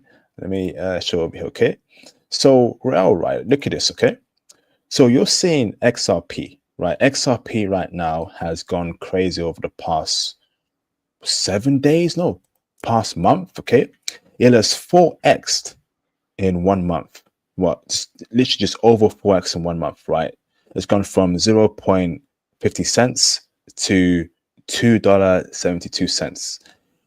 When we check out the all-time chart right over here, right, it is almost reaching its all-time high, which is, if I'm not mistaken, I think it's $3 something. Okay, it's all-time high. Okay, so it's off it by $1 or and a few bits. Okay, so ever since this started doing well and popping off in the charts, right, multiple coins have followed. Okay, so this is insane, L. So my question to Roel is why is XRP, after so many years of its price pretty low, popped off recently? What's going on there? Well, bro, it's the news that you showed on the channel a couple weeks ago. Trump doing the tax cuts, or rumored, I should say, Trump doing the tax cuts for American cryptos. So think about it then. All the corporations, right, are getting into American cryptos, right, because they're going to get a tax break on it. And some recent news that you might not have seen, Robinhood also relisted XRP. So like, and I've done a lot of research on Tim Draper, right? Tim Draper owns Robinhood too, by the way, and their connections with Tim Draper and XRP. And XRP had been held down for the longest by Gary Gensler and the SEC, right? So it only makes sense that after Gary Gensler gave his resignation, Trump's is talking about tax cuts for American cryptocurrencies. It's an American cryptocurrency. Supposedly, their CEO, Brad Garlinghouse, met with Trump. That is just going boom through the roof. And like we've shown you guys on here before, if you go look at its funders and backers, like you got people like Accenture, Santander, like there's big names behind XRP. And I think this is just the beginning, bro. Like I honestly just put out a video yesterday that XRP will flip Bitcoin. Whoa, bro. Yes. I really honestly think that. So if you put it in, like there's a little site that you can use called market cap of, so it takes a market cap of B and market cap of A, and it tells you like what would XRP be worth if it had Bitcoin's market cap. So basically, if XRP had Bitcoin's market cap, it would be $33 a coin. I could see that. I could see that. I could honestly see that, bro. What? Bro, are you serious right now? I can really see that. I can really see it. Of course, not financial advice, not a financial advisor, but I could see that. Now imagine like, okay, so imagine all these different companies getting in on things like XRP and HBAR. Look at HBAR too. It went from 4 cents to like 38 and rising, right? And we know all the people who are behind HBAR. And remember, the first show we did, I was like XRP, HBAR, and whatchamacallit, right? Like the meme coins were the distraction. Like they got everybody focused on the meme coins, and they came back in like a second, in like a week, and pumped all the money back into the good coins. The HBARs, the XRPs, the Algorands, XDC is a bargain out there that people might want to look at, but all the good X coins, XDC, Algorand, XLM, which went from like 11 cents to 50 cents, XRP, like any American cryptocurrency, almost all of them went up. And other news, Hong Kong said they will do zero taxes on cryptocurrencies. So now Jasmy is starting to move, and VeChain is starting to move. The Chinese related cryptocurrencies are starting to move because they too are going to offer zero capital gains tax on cryptocurrencies. Like we definitely got to do a show on this, bro, for sure. This is insane, bro. This is insane. So if XRP flips Bitcoin, right? So Bitcoin has a market cap of 1.9 trillion. XRP has a market cap of 156 billion. I'm super impressed that XRP flipped Tether, Solana, BNB, all in 1 week. That's insane, right? So, it appears that in this bull run, the ISO coins XRP may be the chosen ones. So what do I mean by the chosen ones, right? So every bull run, we know Bitcoin does well, but it's also like a few coins that just do very, very well. I think in the last bull run, Ethereum, Solana came through, okay? Previous to that, and also Dogecoin and Shiba Inu. Previous to that, Matic, Polygon did very well, and a few other crypto coins back in that 2020 cycle. So it just appears that this time around, XRP and coins that are linked to that XRP ecosystem, the ISO coins, the HBARs, the XEC, it's their time to rise now. Would you also with Gary Gensler resigning as well?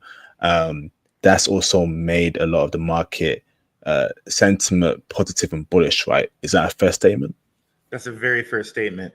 And something also I showed you guys, it's an older news article, but central banks are going to buy crypto come January 1st, 2025. So honestly, I think we've just seen the tip of the iceberg. And I think this is like institutions trying to get a jump on the central bank. So come January 1st, I think things are going to go even more crazy.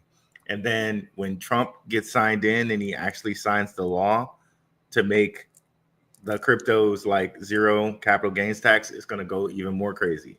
And then if he does the Bitcoin strategic reserve that he wants to do for America, where he goes out and buys more Bitcoin for America, oh man, like I think people are expecting us to have a pullback sometime soon, but honestly, I think it's just going to keep going for a while because everybody's trying to get a jump on the central bank. So no big dip, no like 40% dip, 35% dip. We're past that now. There may be like a slight retracement, maybe 2%, 3%, 5%, like right recently, but no like massive dip. That we passed that. We are fishing in altcoin season. Things will run for the next couple months, right? Keep going. At the very least, till January, and then with January and Trump gets signed in, I think, and he actually puts pins to these laws, I think even more stuff can go crazy. But to follow up with XRP, I think they have a lot of different NDAs and stuff that they they've just been sitting on news about different banks that they have that work with them, like a Bank of America and different things like that. So once they announce all this news, along with maybe I heard today that Microsoft was considering adding XRP to their their reserve. So instead of her holding their reserves in like cash, they were thinking about adding XRP to their reserves. Oh man. So imagine that happens and the XRP also gets a ETF. Like Grayscale already has a XRP trust. Now imagine like BlackRock and all these other guys come in with XRP ETFs. Like the sky's the limit when you put that on top of central bank money. It's just crazy. Incredible, bro. Incredible. One other coin, right, that I couldn't believe what was happening, right, is H-bar.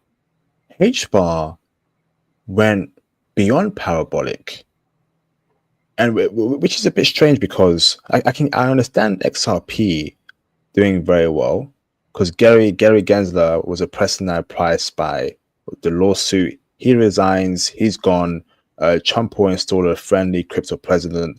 XRP kind of won the law case. So now it's trying to reclaim what gains should have had in the past, right? H-bar, right? What's going on there? Why did that pop off so stupidly in the past? Well, if you can bring up H-bar's like website. Okay. Let me stop sharing over here. Okay. Hold on. Hedera, H-bar. Let's see. Right now, this is going to really bring it together for everybody. Now, if everybody sees this and they don't like, they don't believe, I don't know what to tell them. It's not loading. You know, my stream's taking up a lot of CPU. Okay, let me see if I can bring it up very quick. Okay.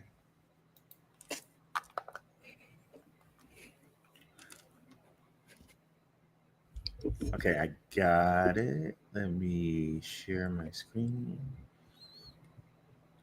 Oh, this is gonna be awesome for people to see here.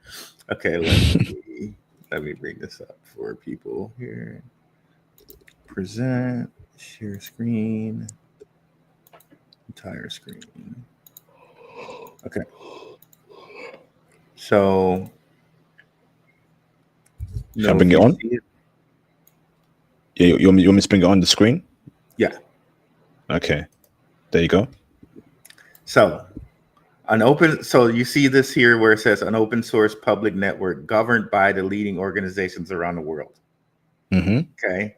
And you see all these are some of the world's biggest organizations: Aberdeen, Avery Dennison, Dell, Chainlink, Boeing, Deutsche Telekom, which is T-Mobile, Google, Hitachi, IBM, LG, you name it, right?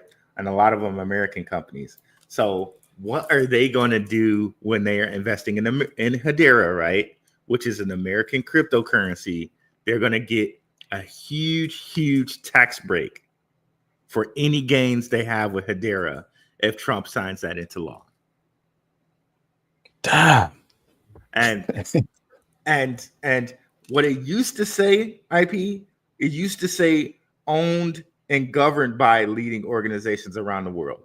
Now I'm going to prove to you why it used to say that, okay? Or they left a remnant because they took it away from this, but they didn't remove it in another place.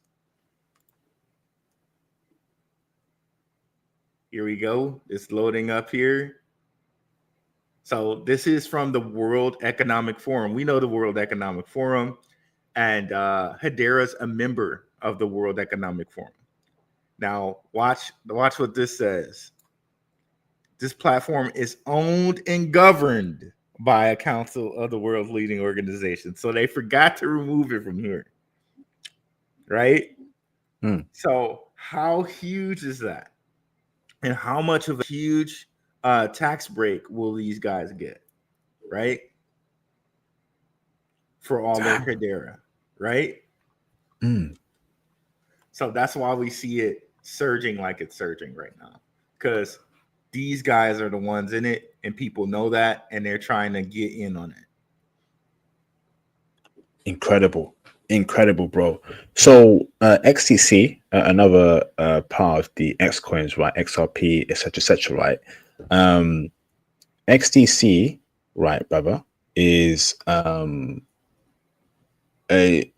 coin that's a 1 billion market cap. Okay. Now, in your opinion, what's the highest upsell for XDC? I'm sure you have it yourself. Could that go to 60 billion market cap, where Ooh, XRP the thing was? is hard to know is trade finance is what they say that they clear up. Thing that's hard to know is like what how are they going to clear it up for trade finance? It's really clear with things like Hedera and XRP because like really big wigs are in it. Like I can show you, and we'll do this on the show that we have, right? I can show people where Rothschilds are involved in XRP, like that they hold XRP. I can show people that, and we just showed you with HBAR that some of the world's biggest companies are in on that. Where XDC, it's a little bit more up in the air. XDC used to be, or it still is, the settlement coin for a corporation called R3 Corda, but R3 Corda they're looking to sell that blockchain piece. So it's a question on how that's going to work.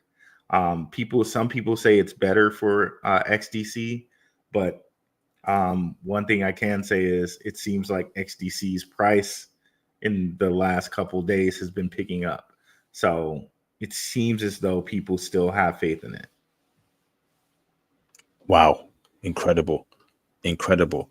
XM popped up. IOTA is popping off too. The whole ISO 22 coins are popping off. So I mean, it's going to be really, really interesting to see what happens in the next few months. So the bull run, is that going to be a whole year next year, or would it end like in June? I mean, that's a good question. I'm going to be looking, just personally, I'm going to be looking to like take some profits probably in March. Um, that's my thoughts. I'm looking at the March area. But like really the sky's the limit with all of these. If you think about the central bank and Trump doing a Bitcoin strategic reserve and companies coming on board and making this like their reserve, their cash reserve, so to speak, man. And throw on top of that, corporations not having to pay any like gains on their cryptos. So it's like essentially tax free. That's crazy. Also, by the way, Russia also made Bitcoin tax free. So other countries are jumping into this. So it's not going to just be America where institutions are going to be grabbing crypto. It's going to be China, might be Russia, at least with Bitcoin. Like it's all going to happen at once. So if people are thinking like they're going to have another bull run to get in on this stuff, I don't know, bro. I don't know. Would you say this month? How do I say it? Would you say is there like a limit to when you can get in? Like, if you don't get in, let's say by the end of January, you miss the upcoming bull run. Is there like a limit as to getting now, or you're gonna miss out? I'm telling my people this month, because like I said, the central bank is going to be like it's going into law that they can buy crypto for their reserves at the beginning of January. So I'm telling my people by the end of the month. So by the end of this month, I think is the safest thing. But one could say also before Trump comes into office. So if you use my definition, so by the end of the month, so like 28 days. But then if you use when Trump comes into office, that's January 20th. So that's all the time I think people have, really. Awesome, awesome. So we will discuss what coins to get into, in the stream we have. Thank you, Rael. This has been, bro. I know you're smiling, bro. So you deserve it, Rael, and I hope that it goes so well for you that maybe retirement, hopefully, brother, for you. Fantastic, bro. Fantastic. Wow. Brother, anything else you want to say before I wrap up the stream? Brothers, really, like, I think this month is the last month. I'm not telling people what to do, but I know how it's changed my life, and I know IP was nice and kind enough to give me the opportunity to come up here multiple times to talk to you guys. You know, if you're looking at now and you're thinking, dang, I might have missed it, hey, like, you still got this month, man. So, it's up to you, brothers. This is not financial advice at all, but the proof is kind of in the pudding of what we've been talking about for this last year, right? You can see it now. So, yeah, that's it. And we'll definitely be on here. I'll send you a message, IP, on Facebook. Thank you, bro. Bro, when will XCC get listed on Coinbase, Binance, in your opinion, at the major exchanges? 'Cause I'm sure you're aware of that. Yeah. I'm not sure. That's a good question. I know it's for people in America, it's listed on Uphold. I think for people outside of America, you can get it in a DeFi type of manner, like hopping on different type of decentralized exchanges. But I know at least in America, you can use the exchange called Uphold. Um, I don't know. I think some of these coins, they intentionally make them hard to get because they know how valuable they will be. Like it was like that with Doge and VeChain, like before they really popped off. Um, and I think it's like that with coins like Velo, which is on Stellar, and coins like Stronghold, which is on Stellar as well. I think they make those coins hard for people to get because they know where they're headed.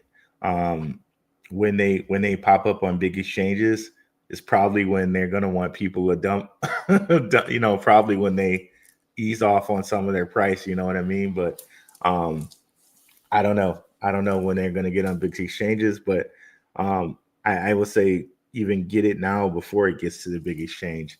So I know that's opposite of what people say, like wait till it gets to a big exchange, it's safer and all of this.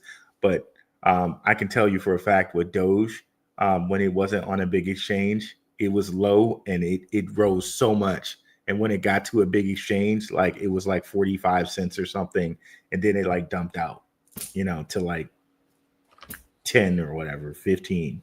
Um, you know, so that was last bull run, but I kind of really fully expect Dogecoin to get to $1 this bull run, because of Elon, and Elon being like a Department of Government Efficiency appointee, supposedly by Trump. So yeah. Awesome, bro. Awesome. Wow. Um, let's get to it, man. Let's get to it. So last point here, right? Is it advisable to sell everything next year and then buy it again low, or would you just sell profits? Let's say March, then sell profits again in April, sell profits again in May, get rid of all of it, then buy it during the bull market again, or do you want to hold some coins? It's better to get rid of all your coins rather than buy it when it's very low. Honestly, I'm looking at March to see where I'm going to go with that. But certain coins like XRP, I would always kind of keep a bag because, you know, for what it's used for, like I think it's really like there's no cap on it. Like you know what I mean? Like it's almost like if I had like 70 Bitcoin, I would just never, like I would just hold on to some Bitcoin. I wouldn't sell it all. Because at some point I do think Bitcoin becomes $1 million thing, right? Um, so certain coins I won't sell all of, but towards the March area, I'm looking to like kind of de-risk. But who knows when this bull run actually ends? Like if this was like a normal cycle, it would probably be petering out like like, you know, towards like 2 or 3 or 4 months from now. But this is not a normal cycle. Institutions are in now, governments are in now, BlackRock's in now, ARK Invest is in now. Like, so it's hard to say. It's hard to say when it'll end. Um, you know, all I can say is to try to look at the charts and see, and like maybe set price targets and say like, okay, well, when it gets to this price, like say XRP gets to $10, all right, I'm going to sell 25% of it. And when it gets to $15, I'm going to sell more. You know what I mean? That's one way to do it. Of course, not financial advice or anything like that, but you know, I'm kind of expecting XRP to flip Bitcoin at this point. I really am. Awesome. Thank you, bro. Thank you, much appreciate, brother. Okay. All right. So, brothers, thank you very much for watching. Again, support the channel. You know, hit the support, please. Hit the super chats, join the Patreon, etc., etc. Support the movement. And you know, again, get me to 100 followers on Kick and Twitch if you want Japan, Germany, and Spain streams. Okay. Have a great week ahead, and we shall see you next week. Okay. Peace out. Thank you very much.